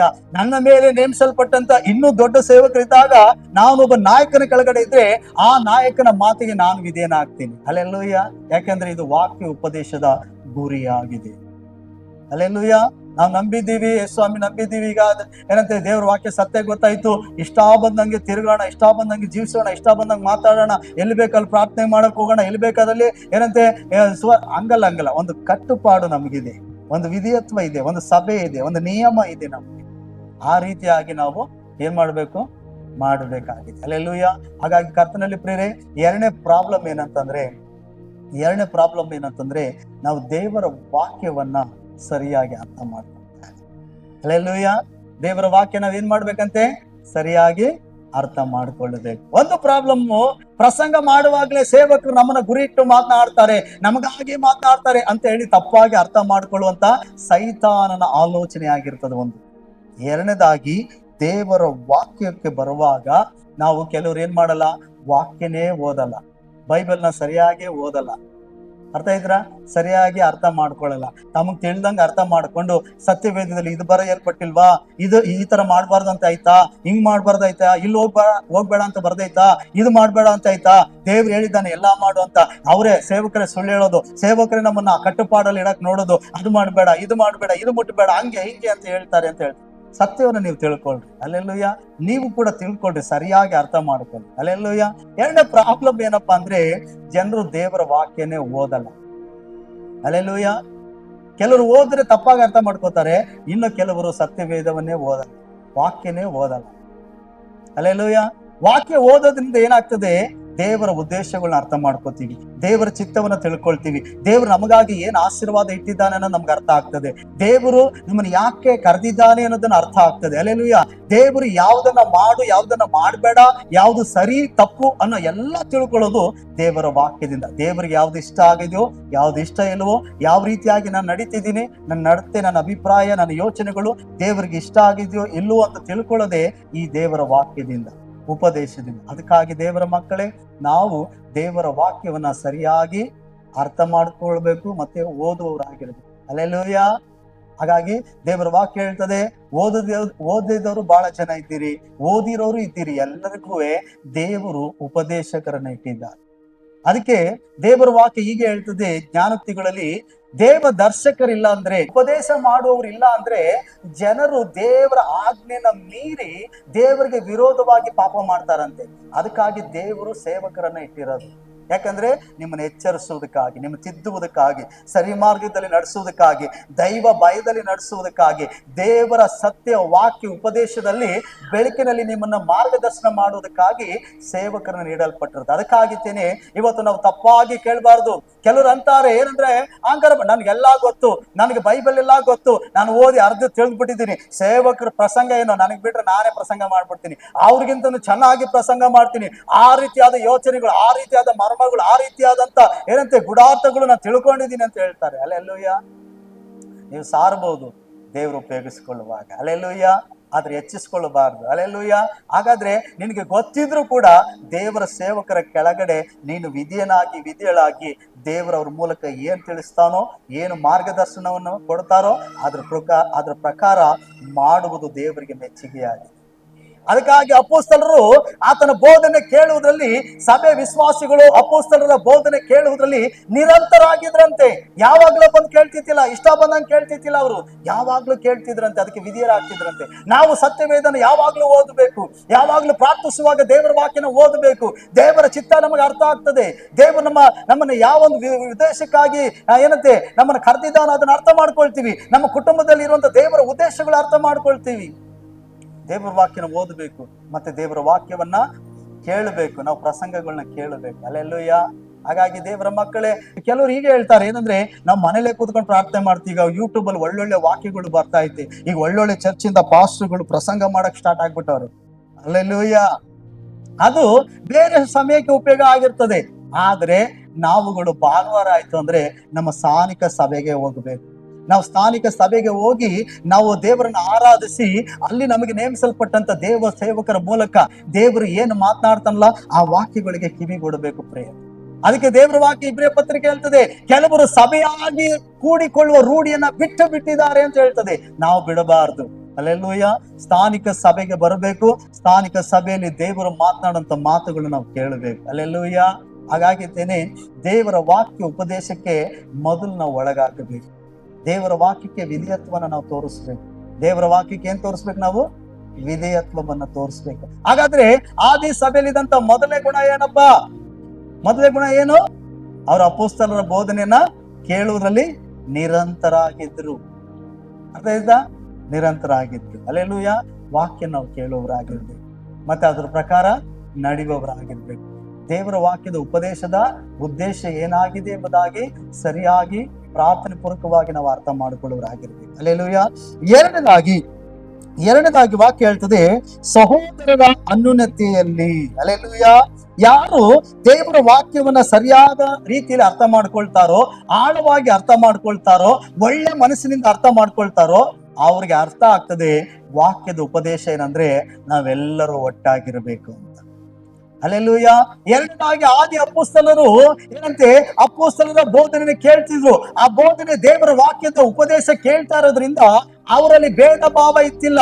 ಅವರಲ್ಲಿ ನಾನೆಚ್ಚು ಅನ್ನೋದು ಇತ್ತಿಲ್ಲ. ಅವರಲ್ಲಿ ಪಕ್ಷಪಾತ ಇತ್ತಿಲ್ಲ. ನಾನು ಪರಿಶುದ್ಧತೆ, ಇವ್ರು ಪರಿಶುದ್ಧತೆ ಇಲ್ಲ. ನಾನು ಹೆಚ್ಚಾಗಿ ಪ್ರಾರ್ಥನೆ ಮಾಡ್ತೀನಿ, ಇವ್ರು ಪ್ರಾರ್ಥನೆ ಮಾಡಲ್ಲ. ಹಂಗಾಗಿ ದೇವ್ರು ನನ್ನ ಜೊತೆ ಇದ್ದವ್ರು ಇರ್ತಿಲ್ಲ. ನಾನು ಬೈಬಲ್ ಚೆನ್ನಾಗಿ ಓದ್ತೀನಿ, ಅದಕ್ಕಾಗಿ ನನಗೆಲ್ಲ ಗೊತ್ತೈತಿ, ದೇವ್ರು ನನ್ನ ಜೊತೆ ಮಾತಾಡ್ತಿದ್ದಾನೆ, ಇವ್ರ ಜೊತೆ ಇಲ್ಲ. ಪಕ್ಷಪಾತ ಇತ್ತಿಲ್ಲ ಅಲ್ಲಿ. ದೇವರ ವಾಕ್ಯನ ಸರಿಯಾಗಿ ಆಳವಾಗಿ ನಾವು ಅರ್ಥ ಮಾಡಿಕೊಳ್ಳುವಾಗ ಆ ಉಪದೇಶದ ಮೂಲವಾಗಿರ್ತದೆ ನಾವೆಲ್ಲರೂ ಒಂದಾಗಿರ್ಬೇಕು. ಅಲ್ಲೆಲ್ಲೂಯ್ಯ. ಹೆಚ್ಚು ಕಡಿಮೆ ಇಲ್ಲ. ಅಲ್ಲೆಲ್ಲೂಯ್ಯ. ಯಾರಿಗೆ ದೇವರು ಹೆಚ್ಚಾಗಿ ತಿಳಿಸಿದ್ದಾನೋ ಅದು ಅವನ ಆತ್ಮಿಕ ಜೀವಿತಕ್ಕೆ ಉಪಯೋಗವಾಗಿರುತ್ತದೆ. ಅಲ್ಲೆಲ್ಲೂಯ್ಯ. ಯಾರಿಗೆ ಹೆಚ್ಚಾಗಿ ತಿಳಿಸಲ್ಪಟ್ಟಿದ್ದ ಅವರಿಗೆ ಏನಂತೆ ಉಪಯೋಗವಾಗಿರುತ್ತದೆ. ಹಾಗಾಗಿತ್ತೇನೆ ಅದನ್ನ ತೆಗೆದುಕೊಂಡು ನಾವು ಹೆಚ್ಚಾಗಿ ತಿಳ್ಕೊಂಡಿದ್ದೀವಿ ಅಂತೇಳಿ ಅಹಂಕಾರ ಪಡಬೇಕಾದ ಅವಶ್ಯಕತೆ ಇಲ್ಲ, ಹೆಚ್ಚಿಸಿಕೊಳ್ಬೇಕಾದ ಅವಶ್ಯಕತೆ ಇಲ್ಲ. ಅರ್ಥ ಆಯ್ತಾ? ಒಂದು ವೇಳೆ ನಾವೇನಾದ್ರೂ ಹಾಗೆ ಮಾಡೋದಾದ್ರೆ ವಾಕ್ಯದ ಮೂಲತಃ ವಾಕ್ಯದ ನಿಜವಾದ ಸತ್ಯವನ್ನು ನಮ್ಗೆ ಅರ್ಥ ಆಗಿಲ್ಲ ಅನ್ನೋದು ತೋರಿಸ್ತದೆ. ಅಲ್ಲೆಲ್ಲೂಯ್ಯ. ದೇವರ ವಾಕ್ಯ ಏನ್ ಹೇಳ್ತೈತೆ? ಎರಡನೇದಾಗಿ ಸಹೋದರರು ಅನ್ಯೋನ್ಯವಾಗಿರ್ಬೇಕಂತೆ. ಅನ್ಯೋನ್ಯವಾಗಿದ್ರಂತೆ ಆ ಸಭೆಯಲ್ಲಿ. ಹಾಗಾದ್ರೆ ನಮ್ಮ ಸಭೆ ನಾವು ಅನ್ಯೋನ್ಯವಾಗಿದ್ದೀವಾ? ಸಹೋದರಿಯರು ಅನ್ಯೋನ್ಯವಾಗಿದ್ದೀರಾ? ಸಹೋದರರು ಅನ್ಯೋನ್ಯವಾಗಿದ್ದೀರಾ? ನೋಡಿ, ಯೋಚನೆ ಮಾಡಿ. ನಾವು ದೇವ ಮಕ್ಕಳಾಗಿದ್ದೀವಿ. ಸಭೆಗೆ ನಾವೆಲ್ಲರೂ ಕರ್ತನನ್ನು ಆರಾಧನೆ ಮಾಡೋದಕ್ಕೆ ಬರ್ತಿದೀವಿ. ನಮ್ಮಲ್ಲಿ ಒಮ್ಮನಸ್ಸಿದೆಯಾ? ಅಲ್ಲೆಲ್ಲೂಯ್ಯ. ನಾವು ಒಬ್ಬರಿಗೊಬ್ಬರು ಪ್ರೀತಿಸುವವರಾಗಿರ್ಬೇಕು, ಒಬ್ರಿಗೊಬ್ರು ಗೌರವಿಸುವವರಾಗಿರ್ಬೇಕು, ಒಬ್ರನ್ನೊಬ್ರು ಸನ್ಮಾನಿಸುವವರು ಆಗಿರ್ಬೇಕು. ಅಲ್ಲೆಲ್ಲೂಯ್ಯ. ಹಾಗಂತ ಹೇಳಿ ಎಲ್ಲರೂ ಕೂಡ ವಿಶ್ವಾಸಿಗಳಾಗಿರಲ್ಲ. ಎಲ್ಲರೂ ಕೂಡ ಏನಂತೆ ಒಮ್ಮನಸ್ಸಲ್ಲಿರೋರಾಗಿರಲ್ಲ. ಎಲ್ಲರಲ್ಲೂ ಕೂಡ ಒಂದೇ ಅಭಿಪ್ರಾಯ ಕೂಡ ಇರಲ್ಲ. ಆದ್ರೆ ಸಭೆಯಲ್ಲಿ ಬರುವಾಗ ನಮಗೆ ಒಂದೇ ಏನಂತೆ ಅನ್ಯೋನ್ಯತೆ ಇರಬೇಕು. ನಾವು ದೇವರ ಮಕ್ಕಳು ಅನ್ನೋ ಅನ್ಯೋನ್ಯತೆ ಇರಬೇಕು. ಅದು ಯಾವುದಕ್ಕಾಗಿ? ಒಳ್ಳೆ ವಿಷಯಕ್ಕಾಗಿರ್ಬೇಕು, ದೇವರ ರಾಜ್ಯದ ವಿಷಯಕ್ಕಾಗಿರ್ಬೇಕು, ಪರಿಶುದ್ಧತೆಗಾಗಿರ್ಬೇಕು, ಆತ್ಮಿಕ ಪ್ರಯೋಜನಕ್ಕಾಗಿ ನಮಗೆ ಅನ್ಯೋನ್ಯತೆ ಇರಬೇಕು. ಹೊರತು ಇದನ್ನ ಹೊರತುಪಡಿಸಿ ನಾವೇನೋ ಒಬ್ರಿಗೊಬ್ರು ಸಾಲ ಮಾಡ್ಕೊಳಕ್ಕೆ, ಅವ್ರು ಸಾಲ ಕೊಟ್ಟಿಲ್ಲ ಅಂದ್ರೆ ಜಗಳ ಮಾಡ್ಕೊಳಕ್ಕೆ, ಒಬ್ರಿಗೊಬ್ರು ಏನಂತೆ ಕಿತ್ತಾಡಕ್ಕೆ, ಒಬ್ರಿಗೊಬ್ರು ಚಾಡಿ ಹೇಳಕ್ಕೆ, ಒಬ್ರಿಗೊಬ್ರು ಪಾಸ್ಟ್ ಗೊತ್ತಿಲ್ಲದೆ ಸಭೆ ಗೊತ್ತಿಲ್ದಂಗೆ ಮತ್ತೆ ಇನ್ನೊಂದೇನೋ ಇನ್ನೊಬ್ರ ಬಗ್ಗೆ ತಪ್ಪಾಗಿ ಮಾತಾಡಕ್ಕೆ, ಈಸ್ಕೊಂಡಿದ್ದ ಹಣನ ಹಿಂತಿರುಗಿಸಿ ಕೊಡದಂತೆ ನೀವು ಕಚ್ಚಾಡಿ ನೀವು ಜಗಳ ಮಾಡ್ಕೊಂಡು ಆಮೇಲೆ ಚರ್ಚಿಗೆ ಕೆಟ್ಟ ಹೆಸರು ತಗೊಂಡ್ಬರ್ರಿ. ಈ ತರ ಅನ್ಯೋನ್ಯತೆ ಇರಬಾರದು. ನಾವು ಅನ್ಯೋನ್ಯತೆಯಾಗಿ ಇರಬೇಕಾಗಿರೋದು ಏನಂದ್ರೆ ಆತ್ಮಿಕ ಪ್ರಯೋಜನವಾಗಬೇಕು. ನಾವು ನಂಬಿಕೆಯಲ್ಲಿ ಬೆಳಿಬೇಕು, ನಾವು ಪರಿಶುದ್ಧತೆಯಲ್ಲಿ ಬೆಳಿಬೇಕು, ನಾವು ದೇವರ ಅನ್ಯೋನ್ಯತೆಯಲ್ಲಿ ಇರಬೇಕು, ದೈವ ಭಯದಲ್ಲಿರಬೇಕು, ಸತ್ಯದ ವಾಕ್ಯದ ಮೂಲತನ ಅರ್ಥ ಮಾಡಿಕೊಂಡು ನಾವೇನಾಗಿರ್ಬೇಕು? ಕರ್ತನ ಬರುವಿಕೆಗಾಗಿ ಸಿದ್ಧತೆ ಆಗಬೇಕು. ಆ ರೀತಿಯಾದ ಅನ್ಯೋನ್ಯತೆ ನಮ್ಮ ಒಳಗಡೆ ಇರಬೇಕು. ಇವತ್ತು ಸಭೆಗಳು ಅನೇಕ ಅನ್ಯೋನ್ಯತೆಗಳು ನೋಡ್ತಾ ಇದ್ದೀವಿ. ಏನಂದ್ರೆ ತಮಗೆ ಇಷ್ಟ ಆದವರು ನಮ್ಮಿಂದ ಅವ್ರಿಗೆ ಪ್ರಯೋಜನ ಆದ್ರೆ ಅವರಿಂದ ನಮಗ್ ಪ್ರಯೋಜನ ಆಯ್ತದೇನೋ, ಏನೋ ಉಪಕಾರ ಆಯ್ತದೇನೋ, ಏನೋ ಅವರಿಂದ ನಮ್ಗೆ ಹೆಲ್ಪ್ ಆಯ್ತು ಅಂದ್ರೆ ಅವ್ರಿಗೆ ಸ್ನೇಹ ಮಾಡ್ತೀವಿ, ಅವ್ರ ಜೊತೆ ಅನ್ಯೋನ್ಯತೆ ಆಗಿರ್ತೀವಿ. ನಮ್ಮಿಂದ ಅವ್ರಿಗೆ ಏನಾದ್ರು ಉಪಯೋಗ ಆಯ್ತದೆ ಅಂದ್ರೆ ಅವ್ರು ನಮ್ಗೆ ಅನ್ಯೋನ್ಯತೆ ಎಲ್ಲ ಇರ್ತಾರೆ. ಈ ರೀತಿಯಾದ ಅನ್ಯೋನ್ಯತೆ ಇರಬಾರ್ದು ನಮ್ಮಲ್ಲಿ. ಏನಂದ್ರೆ ಅವರಿಂದ ನಮ್ಗೆ ಉಪಯೋಗ ಆಗ್ತೈತೆ, ನಮ್ಮಿಂದ ಅವ್ರಿಗೆ ಉಪಯೋಗ ಆಗ್ತೈತೆ, ಆಗ್ಲಿ ಮಾಡ್ತಾರೆ ಅನ್ನೋ ಕೆಟ್ಟ ಉದ್ದೇಶದ ಅನ್ಯೋನ್ಯತೆಯಲ್ಲಿ ಇರಬಾರ್ದು. ಒಳ್ಳೆ ಅವರಿಂದ ಲಾಭ ಸಿಗ್ಲಿ ಸಿಗದೆ ಇರ್ಲಿ, ಲಾಭಕ್ಕೋಸ್ಕರ ಅಲ್ಲ, ನಾವು ದೇವರ ಮಕ್ಕಳು ಅಂತ ಹೇಳಿ ಸತ್ಯವಾಕ್ಯನ ಅರ್ಥ ಮಾಡ್ಕೊಂಡಿರೋದ್ರಿಂದ ನಾವೆಲ್ಲರೂ ಅನ್ಯೋನ್ಯತೆ ಉಳ್ಳವರಾಗಿರ್ಬೇಕು. ಅಲ್ಲೆಲ್ಲೂಯ್ಯ. ಯಾಕಂದ್ರೆ ಸಹೋದರರು ಒಂದಾಗಿರೋದು ಒಳ್ಳೇದು, ಸಹೋದರಿಯರು ಒಂದಾಗಿರೋದು ಒಳ್ಳೇದು. ಅಲ್ಲಿ ದೇವರ ಆಶೀರ್ವಾದವು ಜೀವವು ನೆಲೆಯಾಗಿದೆ. ನೋಡಿ, ಕೀರ್ತನೆ 133ನೇ ಅಧ್ಯಾಯ ನೀವು ಓದೋದಾದ್ರೆ ವಾಕ್ಯವೇನ್ ಹೇಳ್ತದೆ? ಆಹಾ, ಸಹೋದರರು ಒಂದಾಗಿರುವುದು ಎಷ್ಟು ಒಳ್ಳೆಯದು, ಎಷ್ಟು ರಮ್ಯವಾದದ್ದು. ಅಲ್ಲಿ ಆಶೀರ್ವಾದವು ಜೀವವು ಸದಾಕಾಲ ನೆಲೆಗೊಂಡಿರ್ಬೇಕೆಂಬುದಾಗಿ ಆಜ್ಞಾಪಿಸಿದ್ದೀನಿ ಅಂತ ದೇವರು ಹೇಳ್ತಾರೆ. ಹಾಗಾದ್ರೆ ಕುಟುಂಬವಾಗಿ ನಾವು ಅನ್ಯೋನ್ಯ ಉಳ್ಳವರಾಗಿರ್ಬೇಕು, ಮತ್ತೆ ಸಭೆಯಾಗಿ ನಾವು ಅನ್ಯೋನ್ಯತೆ ಉಳ್ಳವರಾಗಿರ್ಬೇಕು. ಇವತ್ತು ಕುಟುಂಬಗಳಲ್ಲಿ ಅನ್ಯೋನ್ಯತೆ ಇಲ್ಲ, ಸಭೆಗಳಲ್ಲಿ ಅನ್ಯೋನ್ಯತೆ ಇಲ್ಲ, ಸೇವಕರು ಹೇಳುವಂತ ಮಾತುಗಳಿಗೆ ವಿಧೇಯತ್ವ ಇಲ್ಲ, ಅಥವಾ ಲೀಡರ್ಗಳು ಹೇಳೋ ಮಾತುಗಳಿಗೆ ವಿಧೇಯತ್ವ ಇಲ್ಲ. ಹಾಗಾದ್ರೆ ಕುಟುಂಬದಲ್ಲಿ ತಂದೆ ಆಗ್ಲಿ ತಾಯಿ ಆಗ್ಲಿ ಹೇಳೋ ಮಾತಿಗೆ ವಿಧೇಯತ್ವ ಇಲ್ಲ. ನನ್ನಿಷ್ಟ, ನಾನು ಏನಾರ ಮಾಡ್ಕೋತೀನಿ, ನನಗ್ ದೇವ್ರು ತಿಳಿಸ್ತೀನಿ, ನಾನ್ ದೇವ್ರು ಹಿಂಗ್ ಮಾತಾಡ್ದ, ನಂಗ್ ಮಾತಾಡ, ನೀನು ಪರ್ಸನಲ್ ಆಗಿ ಏನಾರ ಮಾಡ್ಕೋ. ಆದ್ರೆ ಸಭೆ ಅಂತ ಬರ್ಬೇಕಾದ್ರೆ ನೀವೆಲ್ಲರೂ ಕೂಡ ಏನಂತೆ, ದೇವ್ರಿಗೆ, ದೇವ್ರ ವಾಕ್ಯಕ್ಕೆ ವಿಧಿಯರಾಗಿ ನಾವು ಅನ್ಯೋನ್ಯತೆಯನ್ನು ಕಾಪಾಡ್ಕೋ. ಅಲ್ಲೆಲ್ಲೂಯ್ಯ. ವ್ಯಕ್ತಿಗತವಾದ ಜೀವಿತದಲ್ಲಿ ಏನ್ ಬೇಕಾದ್ರೂ ಮಾಡ್ಕೊ ಅಂತಂದ್ರೆ ನೀನ್ ಇಷ್ಟಪಟ್ಟಂಗೆ ನೀನ್ ಕೆಟ್ಟವಳಾಗಿ ಜೀವಿಸುವಂತ ಅಲ್ಲ ನಾನು ಹೇಳಿದ್ದು. ಆದ್ರೆ ನಿನಗೆ ದೇವ್ರು ಮಾತನಾಡ್ತಿದ್ದಾನೆ ಅನ್ನೋದನ್ನ ನೀನು ಪರೀಕ್ಷಿಸಿಕೊಂಡು ಅದಕ್ಕೆ ತಕ್ಕಾಗಿ ವಿಧಿಯರಾಗಿ ನಡ್ಕೋ. ಆದ್ರೆ ನೀನ್ ನಡ್ಕೊಳ್ಳುವಾಗ ನೀನು ಕುಟುಂಬಕ್ಕಾಗ್ಲಿ ಸಭೆಗಾಗ್ಲಿ ಅವಮಾನ ಬರದಂತೆ ದೇವರ ಹೆಸರು ಕೆಡದ ಹಾಗೆ ನಡ್ಕೊಳ್ಬೇಕು. ಅಲ್ಲೆಲ್ಲೂಯ್ಯ. ಅರ್ಥ ಆಯ್ತಾ? ಹಾಗಾದ್ರೆ ನಾವು ಅನ್ಯೋನ್ಯತೆಯಲ್ಲಿರುವುದು ಬಹಳ ಒಳ್ಳೆಯದು. ಯಾವಾಗ ದೇವರ ವಾಕ್ಯದ ಮೂಲತೆ ನಾವು ಅರ್ಥ ಮಾಡ್ಕೊಳ್ತೀವೋ, ದೇವರ ವಾಕ್ಯವನ್ನ ಸರಿಯಾಗಿ ಅರ್ಥ ಮಾಡ್ಕೊಂಡು ಅದಕ್ಕೆ ವಿಧೇಯರಾಗಿ ನಡ್ಕೊಳ್ತೀವೋ, ಆಗ ನಮ್ಮಲ್ಲಿ ಭೇದ ಭಾವ ಇರಲ್ಲ ಪ್ರಿಯರೇ. ಆಗ ನಮ್ಮಲ್ಲಿ ಯಾವುದೇ ಜಾತಿ ಭೇದಗಳು ಕೂಡ ಇರಲ್ಲ. ಕೆಲವು ಸಭೆಗಳಲ್ಲಿ ಜಾತಿ ಭೇದಗಳನ್ನ ಮಾಡುವುದನ್ನು ನೋಡ್ತೀವಿ ಅಲ್ವಾ? ನಮ್ಮಲ್ಲಿ ಯಾವ ಜಾತಿ ಭೇದಗಳು ಇರಬಾರದು. ಅಲ್ಲೆಲ್ಲೂಯ್ಯ. ನಮ್ಮಲ್ಲಿ ಐಕ್ಯ ಸ್ವಭಾವವುಳ್ಳವರಾಗಿರ್ಬೇಕು, ಒಬ್ರಿಗೊಬ್ರು ಸಹೋದರ ಸಹೋದರಿಯರು ಸನ್ಮಾನಿಸೋರು, ಗೌರವಿಸೋರು, ಅನ್ಯೋನ್ಯತೆ ಉಳ್ಳವರಾಗಿರ್ಬೇಕು. ಅಲ್ಲೆಲ್ಲೂಯ್ಯ. ಹಾಗಾಗಿತ್ತೇನೆ ಅವ್ರು ಕೊಡ್ಬೇಕಾದ ಗೌರವ ಅವ್ರು ಕೊಡ್ಬೇಕು, ನಿಮ್ಗೆ ಕೊಡ್ಬೇಕಾದ ಗೌರವ ನಿಮ್ಗೆ ನೀವು ತೆಗೆದುಕೊಳ್ಬೇಕು. ರೋಮಪತ್ರಿಕೆ ಹೇಳ್ತದೆ ಏನಂತೆ? ಸಹೋದರರು ಅನ್ಯೋನ್ಯತೆ ಉಳ್ಳವರಾಗಿರ್ಬೇಕು. ಮಾನ ಮರ್ಯಾದೆ ತೋರಿಸೋದ್ರಲ್ಲಿ ಒಬ್ರಿಗಿಂತ ಒಬ್ರು ಏನಾಗಿರ್ಬೇಕು? ಮುಂದಾಗಿರ್ಬೇಕಂತೆ. ಒಬ್ರಿಗಿಂತ ಒಬ್ರು ಮಾನ ಕಳ್ಕೊಳಂಗೆ ಇರ್ಬೇಕು. ಅನ್ಯೋನ್ಯತೆಯಲ್ಲಿ ಇರ್ತೀವಿ ಅಂದ್ಬಿಟ್ಟಿದ್ದೇನೆ. ದೇವ್ರ ವಾಕ್ಯ ಅನ್ಯೋನ್ಯತೆಯಲ್ಲಿ ಐತೆ ಹಿರಿ ಅಂತ ಹೇಳೈತೆ, ಪಾಸ್ಟ್ ಉಪದೇಶ ಮಾಡಿದ್ರು ಅದೇ ರೀತಿ ಅಂದ್ಬಿಟ್ಟಿದ್ದೇನೆ. ತಪ್ಪಾಗಿರ್ಬಾರ್ದು ನಿಮ್ಮ ಅನ್ಯೋನ್ಯತೆಗಳು. ಅರ್ಥ ಆಯ್ತಾ? ಅಲ್ಲೆಲ್ಲೂಯ್ಯ. ಸಭೆಗೆ ಬರುವಂತ ಯವನಸ್ಥ ಮಕ್ಕಳು ತಪ್ಪಾದಂತ ಅನ್ಯೋನ್ಯತೆ ಉಳ್ಳವರಾಗಿರ್ಬಾರ್ದು ನೀವು. ಅರ್ಥ ಆಯ್ತಾ? ನೀನ್ ತಾಯಿ ಆಗಿರ್ಬೇಕು, ತಂದೆ ಆಗಿರ್ಬೋದು, ಪರ ಪುರುಷ ಪರ ಸ್ತ್ರೀ, ನೀವು ಅನ್ಯೋನ್ಯತೆ ಉಳ್ಳವರಾಗಿರಕ್ ಹೋಗಬಾರ್ದು.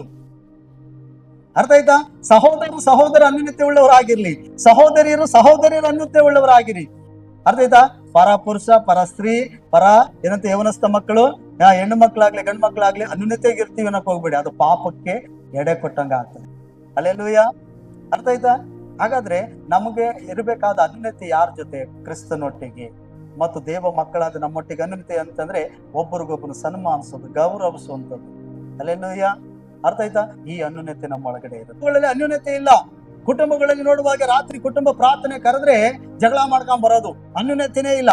ಬರ್ತೀನಿ ಮಾಡ್ತೀನಿ. ಈಗ ನೋಡಿ, ಎಮ್ಮೆ ಚರ್ಮ ತರ ಎಲ್ಲರೂ ಅವ್ರನ್ನ ಕುಟುಂಬ ಪ್ರಾರ್ಥನೆಗೆ ಕೂಡಿಸೋದ್ರಲ್ಲಿ ಯೇಸ್ವಾಮಿನ ಉಂಟೋಗ್ಬಿಟ್ಟಿರ್ತಾರೆ.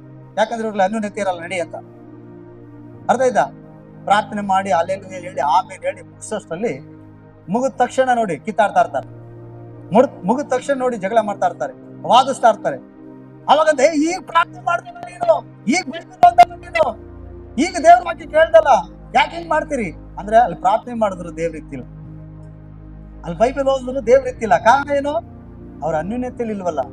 ಅನ್ಯೋನ್ಯತೆ ಇಲ್ಲದೆ ಕಿತ್ತಾಡ್ಕ ಬಂದಿದ್ರಿಂದ, ಮನಸ್ಸಿನಿಂದ ಪ್ರಾರ್ಥನೆಗೆ ಬಂದಿದ್ರಿಂದ ದೇವ್ರು ಹೋಗ್ಬಿಟ್ಟ. ಯಾರು ಬಂದ ಅವಾಗ? ಸೈತಾನ್ ಬಂದ್ ಕೂತ್ಕೊಂಡ ನಿನ್ ಮನೆ ಒಳಗಡೆ.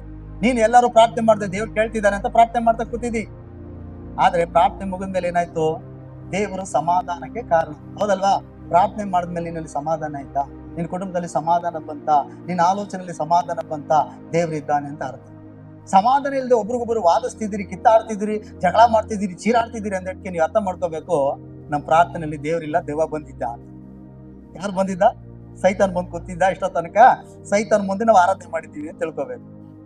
ಹೌದಲ್ವಾ? ಯಾಕಂದ್ರೆ ದೇವ್ರ ವಾಕ್ಯ ಏನ್ ಹೇಳ್ತದೆ? ಸಹೋದರರು ಅಂದ್ರೆ ಕುಟುಂಬವಾಗಿ ನೀನ್ ಬರ್ತೀಯ, ಸಭೆಯಾಗಿ ನೀನ್ ಬರ್ತೀಯ, ಒಮ್ಮನಸ್ಸಿನಿಂದ ಅನ್ಯೋನ್ಯತೆಯಲ್ಲಿ ಬರುವಾಗ ಅಲ್ಲಿ ದೇವರು ಬರ್ತಾನೆ. ಅಲ್ಲಿ ಜೀವವು ಆಶೀರ್ವಾದವು ನೆಲೆಗೊಂಡಿರ್ತದೆ. ಅಲ್ಲೆಲ್ಲೂಯ್ಯ. ಅಲ್ಲಿ ಜಗಳ ಇರಲ್ಲ, ಕಿತ್ತಾಟ ಇರಲ್ಲ. ಅರ್ಥ ಆಯ್ತಾ? ಯಾವಾಗ ಏನಂತ ಅನ್ಯೋನ್ಯತೆ ಇರಲ್ವೋ ಕುಟುಂಬದಲ್ಲಾಗ್ಲಿ ಸಭೆಲಾಗ್ಲಿ, ಅಲ್ಲಿ ದೇವರು ಬರಲ್ಲ, ಸೈತಾನ್ ಬರ್ತಾನೆ. ಅರ್ಥ ಆಯ್ತಾ? ಅವಾಗ ಹೇಳ್ತಾರೆ, ಹಂಗಲ್ಲ, ಹಿಂಗೆ, ನಂದಲ್ಲ, ಅವ್ರು ಸರಿ ಇಲ್ಲ, ನನ್ ಸರಿ, ನೀನ್ ಹೇಳಿದ ಯಾಕೆ ನಂಬೇಕು, ಹಿಂಗೋ ಹೇಳ್ತದಪ್ಪ, ಹಿಂಗೋ ಮಾತಾಡ್ತದಪ್ಪ, ವಾದ ವಿವಾದಗಳು ಸ್ಟಾರ್ಟ್ ಆಗ್ತದೆ. ಅಲ್ಲೆಲ್ಲೂಯ್ಯ. ಆ ರೀತಿಯಾದಂತ ಏನಂತೆ ಭಿನ್ನಾಭಿಪ್ರಾಯಗಳು ನಮ್ಮಲ್ಲಿ ಇರಬಾರ್ದು. ದೇವರ ವಾಕ್ಯ ಹೇಳ್ತದೆ ನಮ್ಮಲ್ಲಿ ಅನ್ಯೋನ್ಯತೆ ಉಳ್ಳವರಾಗಿರ್ಬೇಕು. ಅಲ್ಲೆಲ್ಲೂಯ್ಯ. ನಾವು ಅನ್ಯೋನ್ಯತೆ ಉಳ್ಳವರಾಗಿರುವಾಗ ಅಲ್ಲಿ ಆಶೀರ್ವಾದವು ಜೀವವು ಸದಾ ಕಾಲ ನೆಲೆಗೊಂಡಿರ್ತದೆ ಅಂತ ದೇವರು ಹೇಳ್ತಾರೆ. ಅಲ್ಲೆಲ್ಲೂಯ್ಯ. ಹಾಗಾದ್ರೆ ಎರಡನೇದಾಗಿ ನಾವೇನಾಗಿರ್ಬೇಕು? ಅನ್ಯೋನ್ಯತೆ ಉಳ್ಳವರಾಗಿರು. ಸಹೋದರಿಯರು ಅನ್ಯೋನ್ಯತೆ ಉಳ್ಳವರಾಗಿರ್ಬೇಕು. ಅಲ್ಲೆಲ್ಲೂಯ್ಯ. ಆ ಅನ್ಯೋನ್ಯತೆಯಿಂದ ಉಪಯೋಗ ಏನಪ್ಪಾ? ನಮ್ಮ ಆತ್ಮಿಕ ಜೀವಿತಕ್ಕೆ ಉಪಯೋಗ ಆಗ್ಬೇಕು. ಅನ್ಯೋನ್ಯತೆ ಅಂದ್ರೆ ಸುಮ್ನೆ ಮಾತಾಡಕ್ ಕೂಡ್ಕೊಳ್ಳೋದಲ್ಲ, ಸುಮ್ನೆ ಊಟ ಮಾಡಕ್ ಕೂಡ್ಕೊಳ್ಳೋದಲ್ಲ. ನಮ್ಮ ನಂಬಿಕೆ ಹೆಚ್ಚಾಗ್ಬೇಕು, ಪ್ರಾರ್ಥನೆ ಹೆಚ್ಚಾಗ್ಬೇಕು, ನಮ್ಮಲ್ಲಿ ಪರಿಶುದ್ಧತೆ ಹೆಚ್ಚಾಗ್ಬೇಕು, ನೀತಿ ಹೆಚ್ಚಾಗ್ಬೇಕು. ಇವತ್ತು ಅನ್ಯೋನ್ಯತೆ ಅಂತ ಕೇಳುವಾಗ 2-3 ಜನ ಸೇರ್ಕೊಂಡ್ರೆ ಸಾಕು, ಜಗಳಗಳು ಬಂದ್ಬಿಡ್ತದೆ. ಕೆಲದಂತಾರೆ ಯಾಕಾದ್ರೂ ಬಂದ್ರಪ್ಪ ಇವರು, ಅಯ್ಯೋ ಮಾತೆ ನಿಲ್ಸಲ್ಲ, ಏನೇನೋ ಮಾತಾಡ್ತಾರಲ್ಲಪ್ಪ, ಅಯ್ಯೋ ಅಯ್ಯೋ. ಆ ರೀತಿ ಇರಬಾರ್ದು ನಮ್ಮ ಮಾತುಗಳು, ಆ ರೀತಿ ಇರಬಾರ್ದು ನಮ್ಮ ಅನ್ಯೋನ್ಯತೆಗಳು. ಜನಗಳು ಬರುವಾಗ ನಮ್ಮನ್ನು ಬಿಟ್ಟು ಓಡಬೇಕು, ಆ ರೀತಿ ಇರಬಾರ್ದು ಅನ್ಯೋನ್ಯತೆ. ನಮ್ಮ ಅನ್ಯೋನ್ಯತೆ ಹೆಂಗಿರ್ಬೇಕಂದ್ರೆ ಅವ್ರ ಆತ್ಮಿಕ ಜೀವಿತಕ್ಕೆ ಉಪಯೋಗ ಆಗಬೇಕು. ಅವರಿಂದ ನನಗೆ, ನನ್ನಿಂದ ಅವ್ರಿಗೆ ಏನಾದ್ರೂ ಒಂದು ಒಳ್ಳೇದಾಗ್ಬೇಕು. ಅವರ ನಂಬಿಕೆಗೋ, ಅವ್ರ ದೇವರ ಅನ್ಯೋನ್ಯತೆಗೋ, ದೇವರ ಐಕ್ಯತೆಗೋ, ಅವರ ಪ್ರಾರ್ಥನೆ ಜೀವಿತಕ್ಕೋ ಉಪಯೋಗ ಆಗುವಾಗಿರ್ಬೇಕು ನಮ್ಮ ಅನ್ಯೋನ್ಯತೆ. ದೇವರಿಂದ ದೂರ ಮಾಡುವಂತದ್ದಾಗಿರ್ಬಾರ್ದು. ಅಲ್ಲೆಲ್ಲೂಯ್ಯ. ಅರ್ಥ ಆಯ್ತಾ? ದೇವರ ವಾಕ್ಯ ಏನ್ ಹೇಳ್ತದೆ ಅಂದ್ರೆ, ಮಲ್ಲಕ್ಕಿ ಪ್ರವಾದನೆ ಗ್ರಂಥದಲ್ಲಿ ಹೀಗೆ ಹೇಳ್ತದೆ, ಸಹೋದರರು ಒಬ್ರಿಗೊಬ್ರು ದೇವರ ಮಕ್ಕಳು ಮಾತನಾಡುವಾಗ ಪರಲೋಕದ ಕಿವಿಗೊಟ್ಟು ಕೇಳ್ತದಂತೆ. ದೇವದೂತನ ಕಳಿಸ್ತಾನಂತೆ ದೇವ್ರು. ಅವ್ರು ಈ ಒಬ್ರಿಗೊಬ್ರು ಏನ್ ಮಾತಾಡ್ತಿದಾರೋ ಪರಲೋಕದಲ್ಲಿ ಅದನ್ನ ಏನ್ ಮಾಡು, ಬರ್ದಿಡು ಅಂತ ಹೇಳ್ತಾರೆ. ಆದ್ರೆ ಇವತ್ತು ದೇವರ ಮಕ್ಕಳು ಕೂಡ್ಕೊಳ್ಳುವಾಗ ದೇವ್ರು ಬರಲ್ಲ, ದೇವದೂತ ಬರೆಯಲ್ಲ, ಸೈತಾನ್ ಬಂದು ಬರ್ಕೊಡ್ತಾನೆ. ನೋಡಿ ಇದೇ ಮಾತಾಡ್ಬೇಕು ನೀನು, ನೋಡಿ ಇವಳು ಸರಿ ಇಲ್ಲ, ಇವನು ಸರಿ ಇಲ್ಲ, ಇದೇ ಮಾತಾಡು. ಹೋದ ವಾರ ಹಿಂಗಂದ್ರಲ್ಲ ಪಾಸ್ಟ್ರು, ಅದೇ ಮಾತಾಡು. ಇದು ಕೊಟ್ಟಲ್ಲ, ಇದೇ ಮಾತಾಡು, ಹೀಗೆ ಮಾತಾಡು. ಸೈತಾನಿಗೆ ತಪ್ಪಾಗಿ ಮಾತಾಡ್ತಾನೆ. ಈಗ ಏನೋ ಅನ್ಯೋನ್ಯತೆ ಕೂಡೋದೇ ಕಷ್ಟ ಆಗ್ಬಿಟ್ಟೈತಿ, ಹೌದಲ್ವಾ? ಅನ್ಯೋನ್ಯತೆ ಕೂಡ್ಕೊ ಬಂದ್ರೆ ಸಾಕು, ಅಲ್ಲಿ ಕಿತಾಪತಿಗಳು, ಅಲ್ಲಿ ಚಾಡಿಗಳು, ಅಲ್ಲಿ ಹೊಟ್ಟೆ ಕಿಚ್ಚುಗಳು, ಅಲ್ಲಿ ಬೇಡದೇ ಇರೋದು, ಅಲ್ಲಿ ನಾನೆಚ್ಚು ಅನ್ನೋದೇ ಮಾತಾಡ. ಯಾವುದೇ ಆತ್ಮಿಕ ಅಭಿವೃದ್ಧಿ ಇಲ್ಲ, ಯಾವುದೇ ರೀತಿಯಾದಂತ ನಂಬಿಕೆ ವೃದ್ಧಿ ಆಗಲ್ಲ, ದೇವರ ಭಯ ಇಲ್ಲ, ಪ್ರಾರ್ಥನೆ ಇಲ್ಲ, ಪರಿಶುದ್ಧತೆ ಇಲ್ಲ, ದೇವರ ಪ್ರಕಟಣೆಗಳಿಲ್ಲ. ಈ ಅನ್ಯೋನ್ಯತೆ ಏನಾಗ್ತೈತೆ? ನಮ್ಮನ್ನ ದೇವರಿಂದ ದೂರ ಮಾಡ್ತೈತೆ. ಆ ಅನ್ಯೋನ್ಯತೆಗೆ ನಾವು ಹೋಗ್ಬಾರ್ದು. ಅಂತ ಅನ್ಯೋನ್ಯತೆ, ಒಂದು ವೇಳೆ ಅನ್ಯೋನ್ಯತೆಗೆ ಹೋಗುವಾಗ ಯಾರಾದ್ರೂ ನಮ್ಗೆ ಆ ರೀತಿಯಾಗಿರೋ ವ್ಯಕ್ತಿ ಇದ್ರೆ ಅವರಿಂದ ನಾವು ದೂರನೇ ಇರೋಣ. ನಮ್ಮ ಆತ್ಮಿಕ ಜೀವಿತ ಕಾಪಾಡ್ಕೊಳ್ಳೋಣ, ನಮ್ಮ ನಂಬಿಕೆನ ಕಾಪಾಡ್ಕೊಳ್ಳೋಣ. ಯಾವಾಗ ಬಂದ್ರು ದೇವ್ರ ವಿಷಯ ಮಾತಾಡಲ್ಲ, ಒಂದು ಪ್ರಾರ್ಥನೆ ಬಗ್ಗೆ ಮಾತಾಡಲ್ಲ, ಬೈಬಲ್ ಬಗ್ಗೆ ಮಾತಾಡಲ್ಲ, ಪರಿಶುದ್ಧತೆ ಬಗ್ಗೆ ಮಾತಾಡಲ್ಲ, ಏನು ಇಲ್ಲ. ಒಂದು ದೇವರ ಒಂದು ಸುವಾರ್ತೆ ಸಾರೋಣ ಬಾ, ಇಬ್ರು ಸೇರ್ಕೊಂಡು ಪ್ರಾರ್ಥನೆ ಮಾಡೋಣ ಅಂತ ಕರೆಯಲ್ಲ. ಬರೀ ಬಂದ್ರೆ ಅವಳು ಹಂಗಂದ್ಲು, ಇವಳು ಹಿಂಗಂದ್ಲು, ಇವ್ರು ಹಿಂಗಂತ, ಅವ್ನ ಹಂಗಂತ. ಅವ್ರು ಗೊತ್ತಾ ನಿನಗೆ? ಅವ್ರ ಮನೆ ಗೊತ್ತಾ? ಅವ್ರ ಹುಡುಗಿ ಏನಾದ್ರು ಗೊತ್ತಾ? ಅವ್ರ ಹೆಂಡತಿ ಏನಾದ್ರು ಗೊತ್ತಾ? ಅವ್ರ ಅಪ್ಪಾಗ ಏನಾದ್ರು ಗೊತ್ತಾ? ಇವೆಲ್ಲ ಯಾಕೆ ನಮ್ಗೆ? ಅಲ್ಲೆಲ್ಲೂಯ್ಯ. ಅಂತವ್ರ ಸಹವಾಸ ಮಾಡ್ಬಾರ್ದು. ಅಂತ ಅನ್ಯೋನ್ಯತೆ ನಮಗೆ ಬೇಕಾಗಿಲ್ಲ. ಅವ್ರು ವಿಶ್ವಾಸಿ ಆಗಿದ್ರು ದೂರವಾಗಿರಿ. ಅರ್ಥ ಆಯ್ತಾ? ಅವ್ರ ಅಂತ್ಯ ವಿಶ್ವಾಸಿಗಳಾಗಿದ್ರು ಅವರಿಂದ ದೂರವಾಗಿರಿ. ಯಾಕಂದ್ರೆ ಈಗ ಕಡೆಗಾಲದಲ್ಲಿ ಇದ್ದೀವಿ, ನಮ್ಮ ನಂಬಿಕೆ ನಾವು ಕಾಪಾಡ್ಕೊಳ್ಬೇಕು. ಉಪಯೋಗ ಇಲ್ಲದ ಮಾತುಗಳ ಜೊತೆ ಸೇರ್ಕೊಂಡು ನಾವು ಟೈಮ್ ವೇಸ್ಟ್ ಮಾಡ್ತೀವಿ. ಅಲ್ಲೆಲ್ಲೂಯ್ಯ. ನಾವು ಯಾವ ಅನ್ಯೋನ್ಯತೆಗೆ ಹೋಗ್ಬೇಕು? ಆತ್ಮಿಕ ಅಭಿವೃದ್ಧಿಗಾಗಿ. ಕೊಲೋಸ್ಯ ಪತ್ರಿಕೆ ಹೀಗೆ ಹೇಳ್ತದೆ, ಏನಂತೆ? ನೀವು ಒಬ್ರಿಗೊಬ್ರು ಬುದ್ಧಿ ಮಾತು ಹೇಳ್ಕೊಳ್ರಿ, ಒಬ್ರಿಗೊಬ್ರು ಏನ್ ಮಾಡ್ರಿ? ಪ್ರಾರ್ಥಿಸ್ರಿ, ಒಬ್ರಿಗೊಬ್ರು ಆತ್ಮ ಸಂಬಂಧವಾದ ಕೀರ್ತನೆಗಳನ್ನ ಆಡ್ರಿ, ಒಬ್ರಿಗೊಬ್ರು ದೇವರನ್ನ ಗಾನ ಮಾಡ್ರಿ. ಹಾಗಾದ್ರೆ ಒಬ್ರಿಗೊಬ್ರು ಪ್ರಾರ್ಥನೆ ಮಾಡಕ್ಕಾಗಿ ಕೂಡ್ಕೊಳ್ಬೇಕು. ಈ ಅನ್ಯೋನ್ಯತೆ ಏನಾಗಿರ್ಬೇಕು? ಒಬ್ರಿಗೊಬ್ರು ದೇವರನ್ನ ಘನಪಡಿಸುವಂತದ್ದಾಗಿರ್ಬೇಕು. ಹಲ್ಲೆಲೂಯಾ. ಅಲ್ವಾ? ನಾವು ಸಭೆಗಳಲ್ಲಿದ್ದಂತ ವಿಶ್ವಾಸಿಗಳಾಗಿದ್ದಾಗ ಬೇರೆ ನನಗಿಂತ ಏಜ್ ಅಲ್ಲಿ ದೊಡ್ಡವರಾಗಿದ್ರು, ಅವ್ರ ಜೊತೆ ಸಹವಾಸ ಮಾಡ್ತಿದ್ರು. ಅವರೆಲ್ಲ ಫ್ರೆಂಡ್ಶಿಪ್ ಆಗಿ, ನಮ್ಮ ಅಣ್ಣನ ಜೊತೆ ಫ್ರೆಂಡ್ಶಿಪ್ ಆಗಿರೋ, ನನ್ನ ಜೊತೆ ಫ್ರೆಂಡ್ಶಿಪ್ ಆಗಿದ್ರು. ಅವರೆಲ್ಲ ನಾವು ಸೇರಿ ಏನ್ ಮಾಡ್ತಿದ್ವಿ ಅಂದ್ರೆ, ಅವ್ರು ಬೇರೆ ಸಭೆಗೆ ಹೋದ್ರು, ನಾವು ಬೇರೆ ಸಭೆಗೆ ಬಂದ್ರು. ದೇವ್ರ ಮಕ್ಕಳಾಗಿ ಭಾನುವಾರ ರಾತ್ರಿ ಸಾಯಂಕಾಲ ಬಂತು ಅಂದ್ರೆ ನಾವೆಲ್ಲ ಬ್ರದರ್ಸ್ಗಳು ಸೇರ್ಕೊಂಡು ಒಂದು ಗುಡ್ಡಕ್ಕೆ ಹೋಗ್ತಿದ್ವು ಪ್ರಾರ್ಥನೆ ಮಾಡಕ್ಕೆ. ಒಂದ್ ಗುಡ್ಡದಲ್ಲಿ ಹೋಗಿದ್ದೇನೆ, ಪ್ರತ್ಯೇಕವಾಗಿ ಪ್ರಾರ್ಥನೆ ಮಾಡ್ತಿದ್ದೋ. ಎಲ್ಲರೂ ಒಂದೊಂದು ಸ್ಥಳ ಹಿಡ್ಕೊಂಡ್ ಬಿಡ್ತಿದ್ದೋ. ಒಂದು ಅರ್ಧ ಗಂಟೆ, ಮುಕ್ಕಾಲು ಗಂಟೆ ಒಬ್ಬೊಬ್ರು ಪ್ರಾರ್ಥನೆ ಮಾಡೋದು. ಅದಾದ್ಮೇಲೆ ಎಲ್ಲರೂ ಬಂದು ಒಂದು ಬಂಡೆ ಮೇಲೆ ಕುತ್ಕೊಂಡು ಸುತ್ತ ರೌಂಡ್ ಕುತ್ಕೊಂಡು ಒಬ್ರು ಒಂದೊಂದು ವಿಷಯಕ್ಕೋಸ್ಕರ, ಇವ್ರಿಗೋಸ್ಕರ ನಾನ್ ಪ್ರಾರ್ಥನೆ ಮಾಡೋದು, ನನಗೋಸ್ಕರ ಅವ್ರು ಪ್ರಾರ್ಥನೆ ಮಾಡೋದು, ಈ ರೀತಿಯಾಗಿ ಪ್ರಾರ್ಥನೆ ಮಾಡ್ತಿದ್ರು. ಈ ರೀತಿ ಇರ್ಬೇಕು ಒಂದು ಅನ್ಯೋನ್ಯತೆ. ಹಲ್ಲೆಲೂಯಾ. ಯೌವನಸ್ಥರುಗಳಲ್ಲಿ ಒಂದು ಅನ್ಯೋನ್ಯತೆ ಇರ್ಬೇಕು. ಹಿರಿಯರಲ್ಲಿ, ಗಂಡು ಮಕ್ಕಳಲ್ಲಿ ಒಂದು ಅನ್ಯೋನ್ಯತೆ ಇರ್ಬೇಕು. ಹೆಣ್ಮಕ್ಳಲ್ಲಿ ಒಂದು ಅನ್ಯೋನ್ಯತೆ ಇರ್ಬೇಕು. ಏನಿರ್ಬೇಕು? ಮಧ್ಯಾಹ್ನ ಹೊತ್ತು ನೀವು ಫ್ರೀ ಆಗ್ತೀರಾ? ವಾರದಲ್ಲಿ ಒಂದು ದಿನ ನಿಮ್ ಮನೇಲಿ, ಒಂದಿನ ವಾರ ನನ್ನ ಮನೇಲಿ ನಾವು ಕೂಡ್ಕೊಂಡು ಪ್ರಾರ್ಥನೆ ಮಾಡಿ. ಹಲ್ಲೆಲೂಯಾ.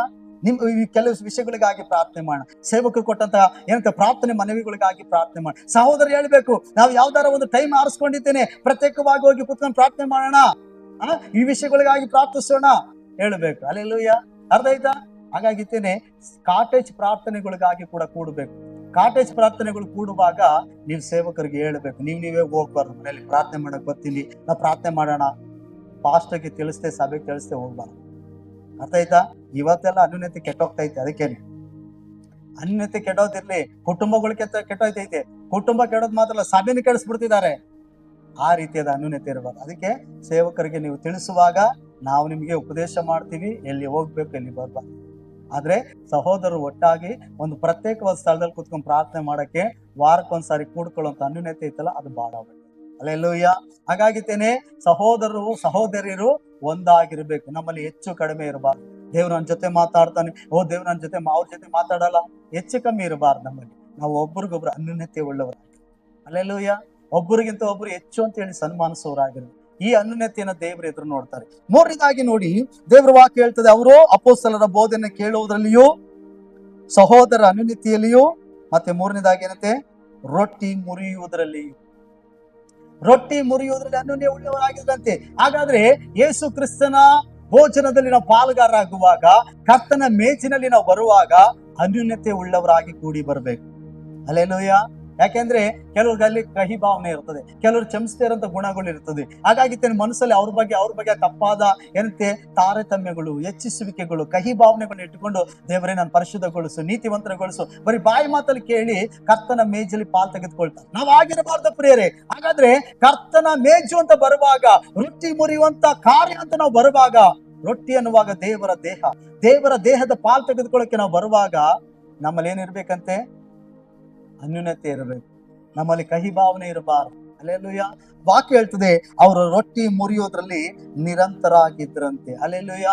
ಹಾಗಾದ್ರೆ ಕಹಿ ಭಾವನೆ ಇಲ್ಲದೆ, ಕೆಟ್ಟತನ ಇಲ್ಲದೆ, ಪಾಪ ಇಲ್ಲದೆ, ಕೆಟ್ಟದ ಮೇಲೆ ಮನಸ್ಸಿಲ್ಲದ ಹಾಗೆ ನಾವು ಯಾವಾಗಲೂ ಕರ್ತನ ಮೇಜಿನ ಮೇಲೆ ಪರಿಶುದ್ಧರಾಗಿ, ದೇವರ ವಾಕ್ಯ ಉಪದೇಶಕ್ಕೆ ವಿಧಿಯರಾಗಿ ನಾವೇನಾಗ್ಬೇಕು, ಮೇಜಲ್ಲಿ ಪಾಲ್ ತೆಗೆದುಕೊಳ್ಳುವವರಾಗಿರ್ಬೇಕು. ಕೆಲವು ಜನ ಹೇಳ್ತದೆ, ನೋಡಿ ವಾಕ್ಯ ಏನ್ ಹೇಳ್ತದೆ ಅಂದ್ರೆ, ಅವರು ಏನಂತೆ ರೊಟ್ಟಿ ಮುರಿಯೋದ್ರಲ್ಲಿ ಅನ್ಯೋನ್ಯತೆ ಉಳ್ಳವರಾಗಿದ್ರಂತೆ. ಕೆಲವರು ತಿಂಗಳಾನ್ಗಟ್ಲೆ ಚರ್ಚೆಗೆ ಬರಲ್ಲ, ಕರ್ತನ ಮೇಜಿಗೆ ಮಾತ್ರ ಬರ್ತಾರೆ.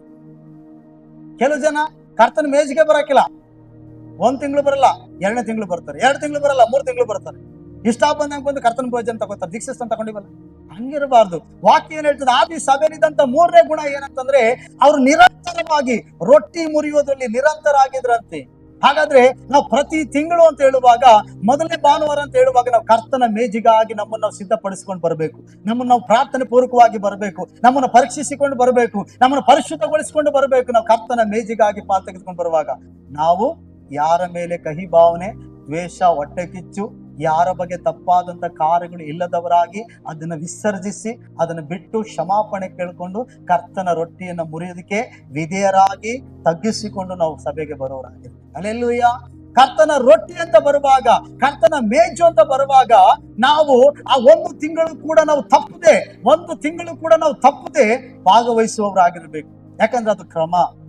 ಅದಕ್ಕೆ ದೇವ್ರ ವಾಕ್ಯ ಹೇಳ್ತಿದೆ, ಆದಿ ಅಪೊಸ್ತಲರು ರೊಟ್ಟಿ ಮುರಿಯುವಾಗ ಏನಂದ್ರೆ ನಿರಂತರಾಗಿದ್ರಂತೆ.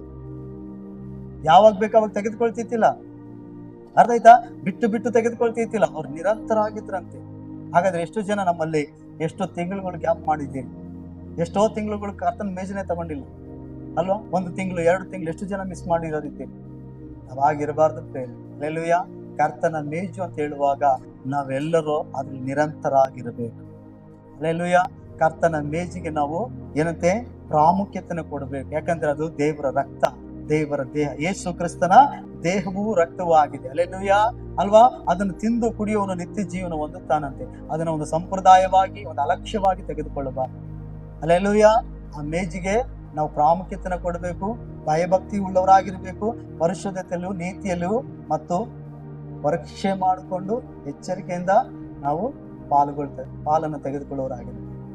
ಹಲ್ಲೆಲೂಯಾ. ಹೌದಲ್ವಾ?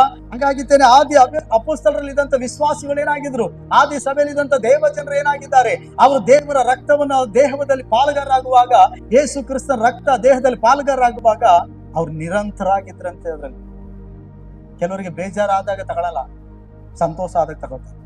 ಕೆಲವರಿಗೆ ದೇವ್ರ ಅದ್ಭುತ ಮಾಡಿದಾಗ ತಗೋತಾರೆ, ಅದ್ಭುತ ಆಗಿಲ್ಲ ಅಂದ್ರೆ ತಗೊಳ್ಳಲ್ಲ. ಕೆಲವರಿಗೆ ಏನೋ ಮನಸಾಕ್ಷಿ ಸರಿ ಇಲ್ಲಪ್ಪ, ನನ್ನ ಪಾಪಿ ಅಂತ ಚುಚ್ಚೈತೆ, ಅಪ್ಪ ನನ್ನ ಪಾಪ ಏನ್ ತಪ್ಪು ಮಾಡಿದ್ದೀನಿ ಅದನ್ನ ಸರಿಪಡಿಸ್ಕೊಂಡು ಕರ್ತನ ಮೇಜಲ್ಲಿ ಪಾಲ್ಗೊಳ್ಳೋಣ, ಆ ರೀತಿ ಇರಲ್ಲ. ಅವ್ರ ಮನಸಾಕ್ಷಿ ಸರಿ ಆದ್ಮೇಲೆ ಬರೋಣ ಹಂಗಂತ ಹೇಳಿ ಸೈತಾನ್ ತಳ್ತಾನೆ ಇರ್ತಾನೆ, ತಗೊಳಕ್ಕಿಲ್ಲ ತಿಂಗಳಾದ್ಮೇಲೆ. ನಮ್ಮ ಮನಸಾಕ್ಷಿ ಚುಚ್ಚುತ್ತಾ ಇದ್ದ, ನಾವೇನೋ ತಪ್ಪು ನಮ್ಮ ಮನೋಭಾವನೆಯಲ್ಲಿ ಇದ್ದೀವ, ಸರಿಪಡಿಸ್ಕೊಳ್ಬೇಕು. ಕರ್ತನ ಮೇಜನ್ನ ಮಿಸ್ ಮಾಡದೆ ನಾವು ತೆಗೆದುಕೊಳ್ಬೇಕು. ದೇವರ ಅನ್ಯತೆಯಲ್ಲಿ ಇರಬೇಕು, ಪ್ರಾರ್ಥನೆಯಲ್ಲಿ ನಾವು ಇರಬೇಕು. ಹಲ್ಲೆಲೂಯಾ. ಮೂರನೇದಾಗಿ ನಾವೇನಾಗುತ್ತೆ, ಕರ್ತನ ಮೇಜಿನಲ್ಲಿ ನಿರಂತರ ಆಗಿರಬೇಕು. ಹಲ್ಲೆಲೂಯಾ, ಹಲ್ಲೆಲೂಯಾ ಅಲ್ವಾ. ಕೆಲ ಗಂಡ ಹೆಂಡತಿರು ಗುದ್ದಾಡ್ಕ ಬಂದ್ಬಿಟ್ಟಿರ್ತಾರೆ. ಅವ್ರು ಗೊತ್ತಿರ್ತದೆ ಅವ್ರಿಗೆ ನಾಳೆ ಕರ್ತನ ಭೋಜನ ಅಂತ ಅಲ್ವಾ. ನಾಳೆ ಗೊತ್ತಿರ್ತದೆ ಅವ್ರಿಗೆ ಏನಂತೆ, ಸಭೆಯಲ್ಲಿ ಕರ್ತನ ರಾತ್ರಿ ಭೋಜನ ಕೊಡ್ತಾರೆ ಅಂತ ಹೇಳಿ. ಆದ್ರೆ ಅವ್ರು ಜಗಳ ಮಾಡ್ಕೊಂಡ್ಬಿಟ್ಟಿರ್ತಾರೆ ರಾತ್ರಿ. ಬೆಳಗ್ಗೆ ಬಂದಡ್ಕೆ ಇವನೊಂದು ಮಕ್ಕಳ ಗೋಡೆ ಕಡೆ ಮಗ ತಿರ್ಸ್ಕೊಂಡಿರ್ತಾನೆ, ಆ ಅಮ್ಮ ಒಂದ್ ಕಡೆ ಗೋಡೆಗೆ ಒಂದು ಮಗ ತಿರ್ಸ್ಕೊಂಡ್ ಕೂತಿರ್ತಾರೆ. ಕರ್ತನ ಮೇಜ್ ತೆಗೆದುಕೊಂಡು ಬಂದ್ರೆ, ಆ ಸೇವಕರುಗಳು ತೆಗೆದುಕೊಂಡು ಬಂದು ತಗೊಳ್ರಿ ಅಂದ್ರೆ ಒಳ್ಳೆ, ಯಾಕಂದ್ರೆ ಇಲ್ಲ ನಾನು ಈ ತಿಂಗಳು ನಾನು ತಗೊಳಲ್ಲ. ಕಾರಣ ಏನು? ಇಲ್ಲ ತಗೊಳಲ್ಲ ನಾನು. ಹಲ್ಲೆಲೂಯಾ. ಅರೆ ನಿಮ್ಗೆ ಗೊತ್ತಾಯ್ತಲ್ವಾರ ಏನಂತೆ, ನಾಳೆ ನಿಮ್ಗೆ ಏನಂತೆ ಕರ್ತನ ಭೋಜನ ಅಂತ ಗೊತ್ತಿದ್ಮೇಲೆ ನೀವು ಒಬ್ರಿಗೊಬ್ರು ಜಗಳನೂ ಮಾಡಬಾರ್ದು, ಗುದ್ದಾಡಕೋ. ಒಂದ್ ವೇಳೆ ಯಾವ್ದಕ್ಕೆ ಜಗಳ ಮಾಡದಿದ್ರು ಕೂಡ ಸ್ವಲ್ಪ ತಾದ್ಮೇಲೆ ನೀವು ಕ್ಷಮಾಪಣೆ ಕೇಳ್ಕೋಬೇಕು. ಒಂದಾಗ ಆ ಮುನಸು ಇನ್ನೂ ಕೂಡ ಚರ್ಚಿಗೆ ಬಂದ್ರು ಬಿಟ್ಟಿಲ್ಲ, ಕರ್ತನ ಮೇಜ್ ಹತ್ರ ಬಂದ್ರು ಬಿಟ್ಟಿಲ್ಲ. ಆಗಿರ್ಬಾರ್ದು. ಕೆಲವು ತಂದೆ ತಾಯಿಗಳು ನೋಡಿ ಮಕ್ಕಳ ಜೊತೆ ಜಗಳ ಮಾಡ್ಕೊಬಿಟ್ಟಿರ್ತಾರೆ. ಮಕ್ಕಳ ಮನಸ್ಸಲ್ಲಿ ಬೇಜಾರಾಗಿಬಿಟ್ಟಿರ್ತದೆ. ಮಕ್ಕಳು ಏನೋ ಒಂದು ವಿಷಯಕ್ಕಾಗಿ ಬೇಜಾರು ಮಾಡಿರ್ತಾರೆ. ಅದೇ ಬೇಜಾರಲ್ಲಿ, ಅದೇ ಜಗಳದಲ್ಲಿ, ಅದೇ ಕೆಟ್ಟ ಕೊಳಕ ಬೈಕೊಂಡು ಚರ್ಚೆಗೆ ಬಂದ್ಬಿಟ್ಟಿರ್ತಾರೆ. ಕರ್ತನ ಭೋಜನ ಅನ್ನೋದು ಮರ್ತೋಗ್ಬಿಟ್ಟಿರ್ತಾರೆ. ಕರ್ತನ ಭೋಜನ ಬರುವಾಗ, ಪಾಸ್ಟ್ ಹೇಳುವಾಗ, ಇವತ್ತು ಭೋಜನ ಅಲ್ವಾ, ಅಯ್ಯಯ್ಯೋ ನಾನು ಬೈದ್ ಬಂದ್ಬಿಟ್ನಿ, ನಾನು ಹೊಲಸು ಬೈದ್ಬಿಟ್ನಿ, ಈಗ ಹೆಂಗ್ ತಗೊಳ್ಳಪ್ಪ, ಏನಾರ ಮಾಡ್ಬಿಟ್ರೆ ದೇವ್ರು ಏನಾಗ್ಬಿಟ್ರೆ. ಕರ್ತನ ಮೇಜು ಅನ್ನೋದು ಅವ್ರಿಗೆ ನೆನಪಿರ. ಈ ತಿಂಗಳಿದೆ ಅನ್ನೋದು ಗೊತ್ತಾಗಲ್ಲ, ಈ ವಾರ ಇದೆ ಅನ್ನೋದು ಗೊತ್ತಾಗಲ್ಲ. ಹಾಗಿರಬಾರ್ದು. ನಾವು ಕರ್ತನ ಮೇಜಿನಲ್ಲಿ ಯಾವಾಗ ಎಚ್ಚರಿಕೆ ಉಳ್ಳವರಾಗಿರ್ಬೇಕು, ನಿರಂತರ ಆಗಿ. ಹಲ್ಲೆಲೂಯಾ. ಆದಿ ಸಭೆಯಲ್ಲಿದ್ದಂತ ಮೊದಲನೇ ಗುಣ ಯಾವುದು? ಅಪೊಸ್ತಲರ ಬೋಧನೆಯನ್ನು ಕೇಳ್ತಾ ಇದೆ. ಎರಡನೇದಾಗಿ ಸಹೋದರ ಅನ್ಯೋನ್ಯತೆಯಲ್ಲಿದೆ. ಮೂರನೇದಾಗಿ ರೊಟ್ಟಿ ಮುರಿಯೋದ್ರಲ್ಲಿ ಅನ್ಯೋನ್ಯತೆ ಉಳ್ಳವರಾಗಿ. ನಾಲ್ಕನೇದಾಗಿ ಏನಂತೆ ವಾಕ್ಯ ಹೇಳ್ತದೆ, ಪ್ರಾರ್ಥನೆಯಲ್ಲಿ ಅವ್ರೇನಾಗಿದ್ರಂತೆ, ನಿರಂತರ ಆಗಿದ್ರಂತೆ. ಹಲ್ಲೆಲೂಯಾ. ನಾವು ನಾಲ್ಕನೇದಾಗಿ ಪ್ರಾರ್ಥನೆ ನಿರಂತರ ಆಗಿರ್ಬೇಕು. ಹಲ್ಲೆಲೂಯಾ. ಇವತ್ತು ಪ್ರಾರ್ಥನೆ ಅಂತ ಹೇಳುವಾಗ ಪ್ರಾರ್ಥನೆಗೆ ಮನಸ್ಸು ಪಡಲ್ಲ. ಯಾರು ನಮ್ಗಾಗಿ ಪ್ರಾರ್ಥನೆ ಮಾಡ್ತಾರೋ ಅವ್ರನ್ನ ಹುಡುಕ್ತಾರೆ ವಿಶ್ವಾಸಿಗಳು. ಅಷ್ಟೇ ನಮ್ಗಾಗಿ ಪ್ರಾರ್ಥನೆ ಮಾಡಿ, ಅವ್ರು ಬಂದ್ರೆ ನಮ್ಗಾಗಿ ಪ್ರಾರ್ಥನೆ ಮಾಡಿ, ಬ್ರದರ್ ನಮ್ಗಾಗಿ ಪ್ರಾರ್ಥನೆ ಮಾಡಿ, ಸಿಸ್ಟ್ರೇ ನಮ್ಗಾಗಿ ಪ್ರಾರ್ಥನೆ. ಯಾಕೆ ನೀನ್ ಪ್ರಾರ್ಥನೆ ಮಾಡಬಾರ್ದಾ? ನೀನ್ ಪ್ರಾರ್ಥನೆ ಮಾಡುವಂತ ವ್ಯಕ್ತಿ ಆಗ್ಬಾರ್ದಾ? ನೀನ್ ಪ್ರಾರ್ಥನೆ ಮಾಡಕ್ ಬರಲ್ಲ ಅಂದ್ರೆ ದೇವ್ರಿಗೆ ಕೇಳು, ಕಲ್ಸ್ಕೊಡ್ತಾನೆ. ಇಲ್ಲಿ ಪ್ರಾರ್ಥನೆ ಮಾಡೋದು ಸಭೆ ಕಲಿಸ್ಕೊಡ್ತೀವಿ ನಾವು ಹೇಗ್ ಪ್ರಾರ್ಥನೆ ಮಾಡ್ಬೇಕಂತ. ಕಲಿ ಬಂದಿದ್ದೇನೆ. ಹಲ್ಲೆಲೂಯಾ. ಇವತ್ತು ಹೆಚ್ಚು ಜನ ಪ್ರಾರ್ಥನೆ ಮಾಡಲ್ಲ, ಬರೀ ಪ್ರಾರ್ಥನೆ ಮಾಡಿಸ್ಕೊಳ್ಳೋರೆ ಸೋಂಬೇರಿಗಳು ಅಲ್ವಾ. ದುಡಿಯಕ್ಕೆ ಇಷ್ಟಪಡಲ್ಲ, ಈಸ್ಕೊಂಡು ಹಂಗೆ ಉಣ್ಣಕ್ಕೆ ಇಷ್ಟಪಡ್ತಾರೆ. ಅಂದ್ರೆ ಬೇರೆಯವ್ರು ಕಷ್ಟಪಟ್ಟು ಪ್ರಾರ್ಥನೆ ಮಾಡಿದ್ರೆ ಮಾಡಿಸ್ಕೊತಾರೆ, ನಾವು ಮಾತ್ರ ಪ್ರಾರ್ಥನೆ ಮಾಡಲ್ಲ. ಪ್ರಾರ್ಥನೆ ಮಾಡಿ ಅಂದ್ರೆ ಪ್ರಾರ್ಥನೆ ಮಾಡ್ತೀವಿ, ಪ್ರಾರ್ಥನೆ ಮಾಡಿ. ಆದ್ರೆ ಮನೆಗೆ ಹೋದ್ರೆ ಪ್ರಾರ್ಥನೆ ಇರಲ್ಲ, ಪರ್ಸನಲ್ ಪ್ರೇಯರ್ ಇರಲ್ಲ, ಕುಟುಂಬ ಪ್ರಾರ್ಥನೆಗಳು ಇರಲ್ಲ. ಸಭೆಯಲ್ಲಿ ಆತ್ಮಿಕವಾದ ಕೂಟಗಳಿಟ್ಟು ಪ್ರಾರ್ಥನೆ ಇದೆ ಬರ್ರಿ, ಬರಲ್ಲ. ಸ್ತ್ರೀಯರ ಕೂಟ ಐತೆ ಬರ್ರಿ, ಬರಲ್ಲ. ಪುರುಷರ ಕೂಟ ಐತೆ ಬರ್ರಿ, ಬರಲ್ಲ. ಫ್ಯಾಮಿಲಿ ಕೂಟ ಐತೆ ಬರ್ರಿ, ಬರಲ್ಲ. ಯೌವನಸ್ಥರ ಕೂಟ ಐತೆ ಬರ್ರಿ, ಸರಿಯಾಗಿ ಬರಕಿಲ್ಲ. ಪ್ರಾರ್ಥನೆ ಅಂದ್ರೆ ಮಿಸ್ ಮಾಡ್ಕೊಂಡ್ಬಿಡ್ತೀವಿ ನಾವು. ಆದ್ರೆ ಕಷ್ಟ ಬಂದಾಗ, ರೋಗ ಬಂದಾಗ, ಸಮಸ್ಯೆ ಬಂದಾಗ ನಮ್ಗೊಬ್ರು ಪ್ರಾರ್ಥನೆ ಮಾಡೋರು ಬೇಕು, ಹುಡಿಕೊಂಡು ಹೋಗ್ತೀವಿ ನಾವು ಅಲ್ವಾ. ನಮ್ಗಾಗಿ ಯಾರು ಪ್ರಾರ್ಥನೆ ಮಾಡ್ತಾರೆ, ಪ್ರೇಯರ್ ಮಾಡಿಸ್ಕೊಳ್ಳೋರು. ಪಾಸ್ಟರ್ಗೆ ಏನೋ ಗೊತ್ತಾಯ್ತು ಅಂದ್ರೆ ಖಂಡಿತ ಅವ್ರು ಪ್ರಾರ್ಥನೆ ಮಾಡಲ್ಲ, ಬೈತಾರ ಅವರು. ಹಂಗಾಗಿ ಈ ಸಿಸ್ಟರ್ಗೆ ಫೋನ್ ಮಾಡ್ಬಿಡದ, ಈ ಬ್ರದರ್ಗೆ ಫೋನ್ ಮಾಡ್ಬಿಡ, ಅವ್ರ ಕೈಲಿ ಪ್ರೇಯರ್ ಮಾಡಿಸ್ಕೊಳ್ಳೋಣ. ನಾವು ಸಭೆಯಲ್ಲಿ ಹೇಳ್ಬಿಟ್ಟಿದೀವಿ, ಯಾರಾದ್ರೂ ನೀವು ಸಿಸ್ಟರ್ಗೆ ಬ್ರದರ್ಗೆ ಫೋನ್ ಮಾಡಿದ್ರೆ ಯಾರು ಪ್ರೇಯರ್ ಮಾಡಲ್ಲ. ಅವರೆಲ್ಲರೂ ನಮ್ಗೆ ಹೇಳ್ತಾರೆ, ಪಾಸ್ಟರ್ ನೀವು ಫೋನ್ ಮಾಡಿ ಅಂತ. ನಿಮ್ ಬೇಳೆಕಾಳು ಏನು ಬೇಯಲ್ಲ. ಒಂದು ನೀನ್ ಮೊಣಕಾಲು ಊರಿ ಪ್ರೇಯರ್ ಮಾಡ್ಬೇಕು, ಕ್ಷಮಾಪಣೆ ಕೇಳ್ಬೇಕು ದೇವ್ರ. ಇಲ್ಲ ಸೇವಕರು ಫೋನ್ ಮಾಡಿ ಪ್ರೇಯರ್ ಮಾಡೋದಾಗ ಅವ್ರು ಏನಾದ್ರು ಬೈದ್ರೆ ಬೈಸ್ಕೊಂಡು ಪ್ರೇಯರ್ ಮಾಡಿಸ್ಕೊಂಡು, ಇವೆರಡು ಬಿಟ್ರೆ ಆಪ್ಷನ್ ಇಲ್ಲ ನೋಡಿ. ಅರ್ಥ ಆಯ್ತಾ? ಇನ್ ಯಾರಾದ್ರೂ ನಮ್ ಸಭೆಯಲ್ಲಿ ಲೀಡರ್ಗಳು ಇಟ್ಟಿದೀವಿ, ಯಾರಾದ್ರೂ ದೇವ್ರು ಉಪಯೋಗಿಸಿದ್ರು, ಅವ್ರಿಗೇನೋ ಒಂದು ಜವಾಬ್ದಾರಿ ಕೊಟ್ಟಿದೀವಿ. ದೇವ್ರು ಇವ್ರು ಪ್ರಾರ್ಥನೆ ಮಾಡಿದ್ರೆ ಏನೋ ಹೇಳ್ತಾರೆ, ಇವ್ರು ಪ್ರಾರ್ಥನೆ ಮಾಡಿದ್ರೆ ಏನೋ ಅದ್ಭುತ. ನೀನೇನಾರು ಅವ್ರಿಗೆ ಫೋನ್ ಮಾಡಿದ್ರೆ ಖಂಡಿತ ಅವ್ರು ನೀನ್ ಪ್ರೇಯರ್ ಮಾಡಿ. ಅರ್ಥ ಆಯ್ತಾ? ನೀನು ಹೊಸ ವಿಶ್ವಾಸಿ ಅಲ್ಲ, ನಿನಗಾಗಿ ಪ್ರಾರ್ಥನೆ ಮಾಡು. ಹೌದಲ್ವಾ? ಪ್ರಾರ್ಥನೆ ಅಂದ್ರೆ ಏನಂತ ನಿಮ್ಗೆ ಗೊತ್ತಿದೆ. ಹೊಸಬರಿಗಾದ್ರೂ ಕಲ್ಸ್ಕೊಡೋಣ ಹೆಂಗೆ ಪ್ರಾರ್ಥನೆ ಮಾಡ್ಬೇಕಂತ. ಅವ್ರಿಗಾಗಿ ಪ್ರಾರ್ಥನೆ ಮಾಡೋಣ. ನೀನ್ ಪ್ರೇಯರ್ ಮಾಡ್ಬೇಕು. ನಿನ್ ಕುಟುಂಬಕ್ಕಾಗಿ ನೀನ್ ಪ್ರಾರ್ಥನೆ ಮಾಡಲ್ಲ, ನಿನ್ ಕುಟುಂಬ ಪ್ರಾರ್ಥನೆಗಳೇ ಮಾಡಲ್ಲ. ಕುಟುಂಬ ಪ್ರಾರ್ಥನೆ ಕರೆದ್ರೆ ಗಂಡ ಒಂದ್ ಕಡೆ ಹೋಯ್ತಾನೆ, ಮಕ್ಕಳು ಒಂದ್ ಕಡೆ ಹೋಯ್ತಾರೆ, ಹೆಂಡತಿ ಪಾಪ ಎಮ್ಮ ಕುತ್ಕೊಂಡ್ ಪ್ರಾರ್ಥನೆ ಮಾಡ್ಬೇಕು ಅಲ್ವಾ. ಈ ರೀತಿ ನಿಮ್ ಕುಟುಂಬದಲ್ಲಿ ಅನ್ಯೋನ್ಯತೆ ಇರ್ಬೇಕು. ಇವ್ರಲ್ಲಿ ವಾಕ್ಯ ಹೇಳ್ತಾರೆ, ನಾಲ್ಕನೇದಾಗಿ ಪ್ರಾರ್ಥನೆಯಲ್ಲಿ ನಿರಂತರ ಆಗಿದ್ರಂತೆ. ಹಾಗಾದ್ರೆ ನಾವು ವ್ಯಕ್ತಿಗತವಾಗಿ ಪ್ರಾರ್ಥಿಸೋರಾಗಿರ್ಬೇಕು, ಕುಟುಂಬವಾಗಿ ಪ್ರಾರ್ಥನೆ ಮಾಡೋರಾಗಿರ್ಬೇಕು. ಮೂರನೇದಾಗಿ ಸಭೆಯಾಗಿ ಪ್ರಾರ್ಥಿಸೋರಾಗಿರ್ಬೇಕು. ಕೆಲವರು ಕುಟುಂಬದಲ್ಲಿ ಪ್ರಾರ್ಥನೆ ಮಾಡಕ್ ಇಷ್ಟಪಡ್ತಾರೆ, ಕೆಲವರು ವ್ಯಕ್ತಿಗತವಾಗಿ ಪ್ರಾರ್ಥನೆ ಮಾಡಕ್ ಇಷ್ಟಪಡ್ತಾರೆ, ಸಭೆಯಾಗಿ ಪ್ರಾರ್ಥನೆ ಮಾಡಕ್ ಬರಕ್ಕೆ ಇಲ್ಲ. ನಾನು ಆಗ್ಲೇ ಹೇಳಿದ್ನಲ್ಲ, ನಾನು ಮನೇಲೆ ಪ್ರಾರ್ಥನೆ ಮಾಡ್ಕೊತೀನಿ, ನನಗೆ ಯೂಟ್ಯೂಬ್ ಅಲ್ಲಿ ಬರ್ತದೆ. ಅರೇ ಅದಿರ್ಲಿ, ಮಧ್ಯದಲ್ಲಿ ಕೇಳ್ಕೊ. ಆದ್ರೆ ನೀನು ಸಭೆ ಭಾನುವಾರ ಅಂತ ಬರುವಾಗ ನಿನ್ನ ಸ್ಥಾನಿಕ ಸಭೆಗೆ ಬಂದು ಕುಳಿತುಕೊಂಡು ಮೊಣಕಾಲೂರಿ ದೇವರು ಮಾಡಿದ ಉಪಕಾರಗಳನ್ನು ನೆನೆಸಬೇಕು. ಅಲ್ಲೆಲ್ಲೂಯ್ಯ. ಸಭೆಯಾಗಿ ನಾವು ಕೂಡ್ಕೊಳ್ಳುವಾಗ ಅನ್ಯೋನ್ಯತೆ ಉಳ್ಳವರಾಗಿರ್ತೀವಿ. ಇಲ್ಲಿ ನಾವು ಭೇದ ಭಾವಗಳನ್ನ ಮರಿತೀವಿ, ನಾವೆಲ್ಲ ಒಂದೇ ಮನಸ್ಸು ಬರ್ತದೆ. ಈಗ ಒಬ್ರು ಸಾಕ್ಷಿ ಹೇಳ್ತಾರೆ, ಅವ್ರ ಚರ್ಚೆಗೆ ಬರುವಾಗ ಅವ್ರ ಜೀವಿತ ದೇವರು ಏನೋ ಒಂದು ಅದ್ಭುತ ಮಾಡಿರ್ತಾನೆ. ಆ ಸಾಕ್ಷಿ ಕೇಳುವಾಗ ನಮ್ ನಂಬಿಕೆ ಬಲ ಆಗ್ತದೆ. ಅಯ್ಯೋ, ಅವ್ರು ಪ್ರಾರ್ಥನೆ ಮಾಡಿದ್ರಿಂದ ಅದ್ಭುತ ಆಯ್ತು, ನಾನು ಆ ರೀತಿ ಪ್ರಾರ್ಥನೆ ಮಾಡ್ಬೇಕು, ನಾನು ಆ ರೀತಿ ಪರಿಶುದ್ಧತೆಯಲ್ಲಿ ಇರಬೇಕು. ನೋಡಿ, ಒಬ್ರಿಗಿಂತ ಒಬ್ರು ನಾವೇನಾಗ್ತೀವಿ, ಸಾಕ್ಷಿಗಳು ಕೇಳುವಾಗ ಬದಲಾವಣೆಗಳು ಬರ್ತದೆ, ನಮ್ಮಲ್ಲಿ ಅನ್ಯೋನ್ಯತೆ ಬರ್ತದೆ, ದೈವ ಭಯಭಕ್ತಿ ಬರ್ತದೆ. ಅರ್ಥ ಆಯ್ತಾ? ನೀನು ಒಬ್ನೇ ಕೂತ್ಕೊಂಡಿದ್ದೆ ನಿನ್ ಮನೇಲಿ ಪ್ರಾರ್ಥನೆ ಮಾಡ್ಕೊಂಡು, ಅಂತ ನೀನು ಯಾವ್ದೋ ಒಂದು ಸೇವಕರದ್ದು ಯೂಟ್ಯೂಬ್ ಅಲ್ಲಿ ವಾಕ್ಯ ಕೇಳ್ಕೊಂಡು ಕುತ್ಕೊಬಿಟ್ರಲ್ಲ. ಅಲ್ಲೆಲ್ಲೂಯ್ಯ. ಬಾಕಿ ಟೈಮಲ್ಲಿ ಕೇಳು, ನೀನು ಆತ್ಮಿಕವಾಗಿ ಅಭಿವೃದ್ಧಿ ಆದ್ರೆ ಒಳ್ಳೆ ಸೇವಕರ ಸಂದೇಶಗಳು ನೀವು ಕೇಳ್ರಿ, ಬೇಡ ಅನ್ನಲ್ಲ. ಆದ್ರೆ ಭಾನುವಾರ ಅಂತ ಬರುವಾಗ ನಾವು ದೈವ ಸಭೆಗೆ ಸ್ಥಾನಿಕ ಸಭೆಗೆ ಬರಬೇಕು ನಾವು. ಅಲ್ಲೆಲ್ಲೂಯ್ಯ. ಅದು ದೇವರ ದೃಷ್ಟಿಯಲ್ಲಿ ಮೆಚ್ಚುಗೆ ಆಯ್ತು. ಅದಕ್ಕೆ ಪೌಲ ಹೇಳೋದು, ಸಭೆಯಾಗಿ ಕೂಡಿಕೊಳ್ಳೋ ರೂಢಿಯನ್ನ ಬಿಟ್ಟಿದ್ದಾರೆ, ನಾವು ಬಿಡಬಾರದು. ಅಲ್ಲೆಲ್ಲೂಯ್ಯ.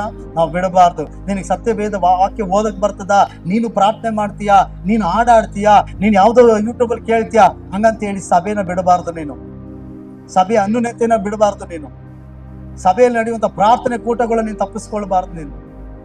ಅಲ್ಲೆಲ್ಲೂಯ್ಯ.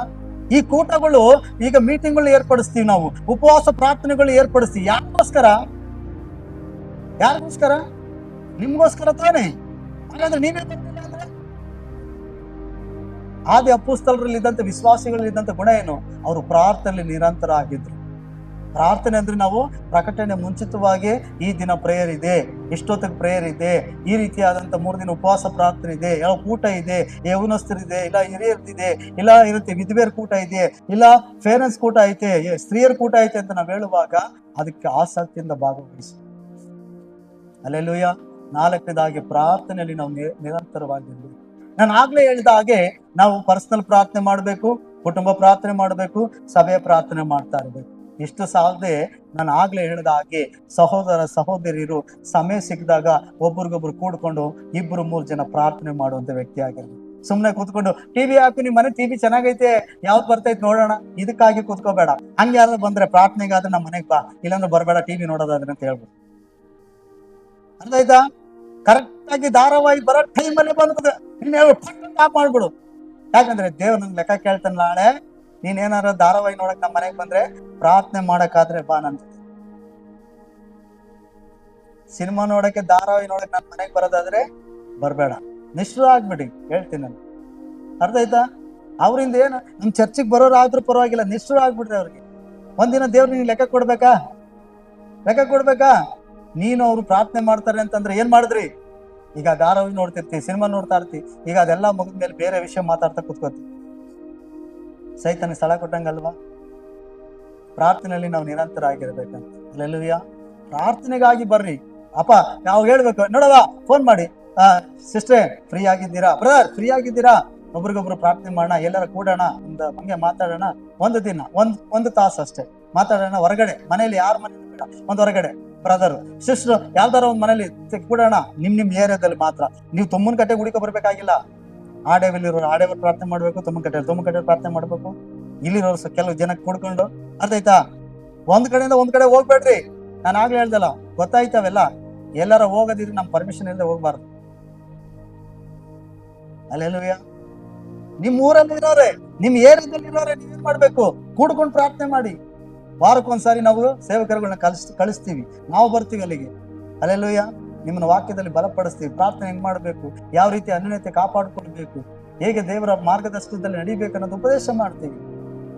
ಆದ್ರಿಂದ ದೇವರ ಮಕ್ಕಳೇ, 4ನೇದಾಗಿ ನಾವು ಪ್ರಾರ್ಥನೆಯಲ್ಲಿ ನಿರಂತರ ಆಗಿರ್ಬೇಕು. ನೀನು ಪ್ರಾರ್ಥಿಸುವಂತ ವ್ಯಕ್ತಿ ಆಗಿರ್ಬೇಕು. ನೀನು ಪ್ರಾರ್ಥನೆ ಮಾಡದೆ ಯಾರ ತರ ಪ್ರಾರ್ಥನೆ ಮಾಡಿಸ್ಕೊಳ್ತೀನಿ ಅಂತ ಬಂದ್ರೆ ಖಂಡಿತ ಪ್ರಾರ್ಥನೆ ದೇವ್ರ ಕೇಳ. ನೀನು ಮೊದಲು ಪ್ರಾರ್ಥನೆ ಮಾಡು. ನಿನ್ ಪ್ರಾರ್ಥನೆಗೆ ಉತ್ತರ ಕೊಡ್ತಿಲ್ಲ ಅಂತಂದ್ರೆ ಏನೋ ಸಮಸ್ಯೆ ಇರ್ಬೋದು ದೇವ್ರಿಗೆ ನಿನ್ ಮಧ್ಯದಲ್ಲಿ. ನೀನ್ ದೇವ್ರతో ಏನೋ ಒಂದು ತಪ್ಪಾಗಿ ನಡ್ಕೊಂಡಿರ್ಬೋದು, ಅದ್ರ ಕ್ಷಮಾಪಣೆ ಕೇಳು. ಕಾದಿರು ದೇವ್ರ ಸಮ್ಮುಖದಲ್ಲಿ, ಉಪವಾಸ ತೆಗಿ, ಗೋಳಾಡು. ದೇವ್ರೆ, ನನ್ನ ಪ್ರಾರ್ಥನೆಗೆ ಉತ್ತರ ಬರ್ಬೇಕು, ನನ್ನ ಪ್ರಾರ್ಥನೆಗೆ ಯಾಕೆ ನಿನಗೆ ಉತ್ತರ ಕೊಡಲ್ಲ? ಯಾಕೆ ಸ್ವಾಮಿ ನನ್ನ ಪ್ರಾರ್ಥನೆ ಕಿವಿಗೊಡಲ್ಲ? ನಾನು ನಿನ್ ವಿರೋಧವಾಗಿ ಏನ್ ತಪ್ಪು ಮಾಡ್ತಿದ್ದೀನಿ, ನಾನು ತಿಳಿಸು, ನಾನು ಸರಿಪಡಿಸ್ಕೊಳ್ರಿ. ನಿಮ್ ಪ್ರಾರ್ಥನೆಗಳಿಗೆ ದೇವ್ರ ಉತ್ತರ ಕೊಡ್ತಾನೆ. ನೀವು ಗಂಡ ಹೆಂಡತಿರು ಪ್ರಾರ್ಥನೆ ಮಾಡ್ರಿ. ನಿಮ್ ಮಕ್ಕಳ ಕುಟುಂಬವಾಗಿ ಮೊಣಕಾಲೂರಿ ಪ್ರಾರ್ಥಿಸ್ರಿ, ದೇವ್ರು ನಿಮ್ಗೆ ಬಿಡುಗಡೆಗಳು ಕೊಡ್ತಾನೆ. ಅರ್ಥ ಆಯ್ತರ? ಹಾಗಾಗಿದ್ದೇನೆ ಇವತ್ತು ಪ್ರಾರ್ಥನೆ ಮಾಡ್ಕೊಳ್ಬೇಕಂತಂದ್ರೆ ಏನಂತೆ, ಪ್ರಾರ್ಥನೆ ತಾವು ಮಾಡಲ್ಲ, ಮಾಡೋರು ಹುಡಿಕೊಂಡು ಹೋಗ್ತಾರೆ. ಅಲ್ಲೆಲ್ಲೂಯ್ಯ, ಹೌದಲ್ವಾ? ಇವತ್ತು ಹೆಂಗಾಗ್ಬಿಟ್ಟೈತೆ ಅಂದ್ರೆ ಸಭೆ ಪ್ರಾರ್ಥನೆ ಮಾಡೋ ಸಭೆ ಅಲ್ಲ. ವ್ಯಕ್ತಿ ಪ್ರಾರ್ಥನೆ ಮಾಡಲ್ಲ, ಪ್ರವಾದಿಗಳನ್ನ ಹುಡಿಕೊಂಡು ಹೋಗ್ತಾರೆ. ಯಾಕೊತ್ತಾ? ಆ ಪ್ರವಾದಿ ಏನಾದ್ರು ನನಗೆ ಏನಾರು ಹೇಳ್ತಾನ ತಡಿ, ಅವನ ಮೂಲಕ ಏನಾರು ದೇವ್ರು ನನಗೆ ತಿಳಿಸ್ತಾರ ತಡಿ, ಅವತ್ತ ಹುಡಿಕೊಂಡು ಹೋಗ್ತಾರೆ. ಪ್ರಾರ್ಥನೆ ಮಾಡಲ್ಲ ಅವರು, ವಾಕ್ಯ ಓದಲ್ಲ ಅವರು, ವಾಕ್ಯದ ಪ್ರಕಾರ ನಡೆಯಲ್ಲ. ಇವ್ರು ಹೇಳೋ ಶಾಸ್ತ್ರದ ಬಗ್ಗೆ ಕೇಳಕ್ ಹೋಗ್ತಾ ಇರ್ತಾರೆ. ಮೊದ್ಲೆಲ್ಲ ನಾವೇನ್ ಮಾಡ್ತಿದ್ದೋ, ಬರೀ ಕಷ್ಟದ ಮೇಲೆ ಕಷ್ಟ ಬರ್ತೈತಪ್ಪ, ಯಾರೋ ಒಬ್ಬ ಶಾಸ್ತ್ರವನ್ನು ಕೇಳೋಣ ಹೋಗಿ ಅಲ್ವಾ? ಶಾಸ್ತ್ರ ಕೇಳಕ್ ಹೋಗ್ತಿದ್ದೋ ಇಲ್ಲ? ಕೇಳ್ತಿದ್ದೋ ಇಲ್ಲ ಅವ್ರಿ? ಈಗ ವಿಶ್ವಾಸಿಗಳು ಹೆಂಗಾಗ್ಬಿಟ್ಟವ್ರೆ, ಈಗ ದೇವ್ರ ವಾಕ್ಯನೂ ಓದಲ್ಲ, ದೇವ್ರ ವಾಕ್ಯನ ಸರಿಯಾಗಿ ಅರ್ಥ ಮಾಡ್ಕೊಳ್ಳಲ್ಲ, ಪ್ರಾರ್ಥನೆನೂ ಮಾಡಲ್ಲ. ಏನಾದ್ರು ಸಮಸ್ಯೆ ಬಂತಂದ್ರೆ ಪ್ರವಾದಿ ಫೋನ್ ಹಚ್ಚುತ್ತಾರೆ. ಕೆಲ ಪ್ರವಾದಿಗಳು ನಂಬರ್ ಇಟ್ಕೊಂಡ್ಬಿಟ್ಟಿರ್ತಾರೆ. ಅಷ್ಟೇ ನಮ್ಗಾಗಿ ಪ್ರಾರ್ಥನೆ ಮಾಡಿ ಪಾಸ್ಟೇ ದೇವ್ರ ಚಿತ್ತ ಏನೈತಿ ತಿಳಿಸಿ ಪಾಸ್ಟೇ. ನೀನೇನ್ ಮಾಡ್ತಿ? ಹೌದಲ್ವಾ? ಹಲ್ಲೆಲೂಯಾ. ಒಬ್ಬ ವ್ಯಕ್ತಿ ತಾನು ಪ್ರಾರ್ಥನೆ ಮಾಡದೆ, ಬೈಬಲ್ ಓದಿ ದೇವ್ರ ಚಿತ್ತನ ತಿಳ್ಕೊಳ್ದೆ ಒಬ್ಬ ಪ್ರವಾದಿನ ಹುಡಿಕೊಂಡು ಹೋಗ್ತಾನೆ ಅಂದ್ರೆ ಅವನ ಶಾಸ್ತ್ರನ ಹುಡಿಕೊಂಡು ಹೋದಂಗೆ. ಯಾರನ್ನ ಹುಡಿಕೊಂಡು ಹೋಗ್ತಿದ್ದೀರಿ ನೀನು? ಒಬ್ಬ ಶಾಸ್ತ್ರ ಹೇಳೋ ವ್ಯಕ್ತಿನ ಹುಡಿಕೊಂಡು ಹೋಗ್ತಿದ್ಯ ಅಂತ ಅರ್ಥ. ಅರ್ಥ ಐತೈತ್ರ? ಆದ್ರಿಂದ ದೇವರ ಮಕ್ಕಳೇ, ನಾವು ದೇವರ ವಾಕ್ಯನ ಓದಬೇಕು, ದೇವ್ರ ಚಿತ್ತ ಅರ್ಥ ಆಗ್ತದೆ, ದೇವ್ರ ಉದ್ದೇಶಗಳು ಅರ್ಥ ಆಗ್ತದೆ. ನಾವು ಪ್ರಾರ್ಥಿಸ್ಬೇಕು, ದೇವ್ರ ನಮ್ಗೆ ಉತ್ತರ ಕೊಡ್ತಾರೆ. ನಾವು ಪ್ರಾರ್ಥನೆ ಮಾಡೋರ್ಥ ಪ್ರಾರ್ಥನೆ ಮಾಡಿ ಅಂತ ಓಡೋಗ. ಪ್ರೇಯರ್ ಮಾಡ್ರಿ ಎಲ್ಲ ಪ್ರೇಯರ್ ಮಾಡಿ. ಎಷ್ಟು ಅಂತ ಪ್ರೇಯರ್ ಮಾಡ್ಬೇಕು ನಿನಗೆ?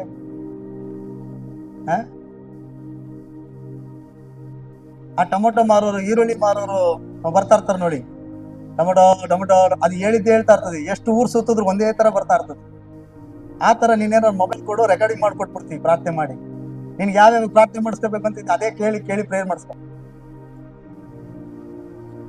ಇನ್ನೇನ್ ಮಾಡ್ಬೇಕು? ನೀನಂತೂ ಬದಲಾಗಿಲ್ಲ, ಏನಾರು ಇನ್ನೊಂದು ಮಾಡ್ಬೇಕಲ್ಲ, ದಾರಿ ಹುಡುಕ್ಬೇಕಲ್ಲ.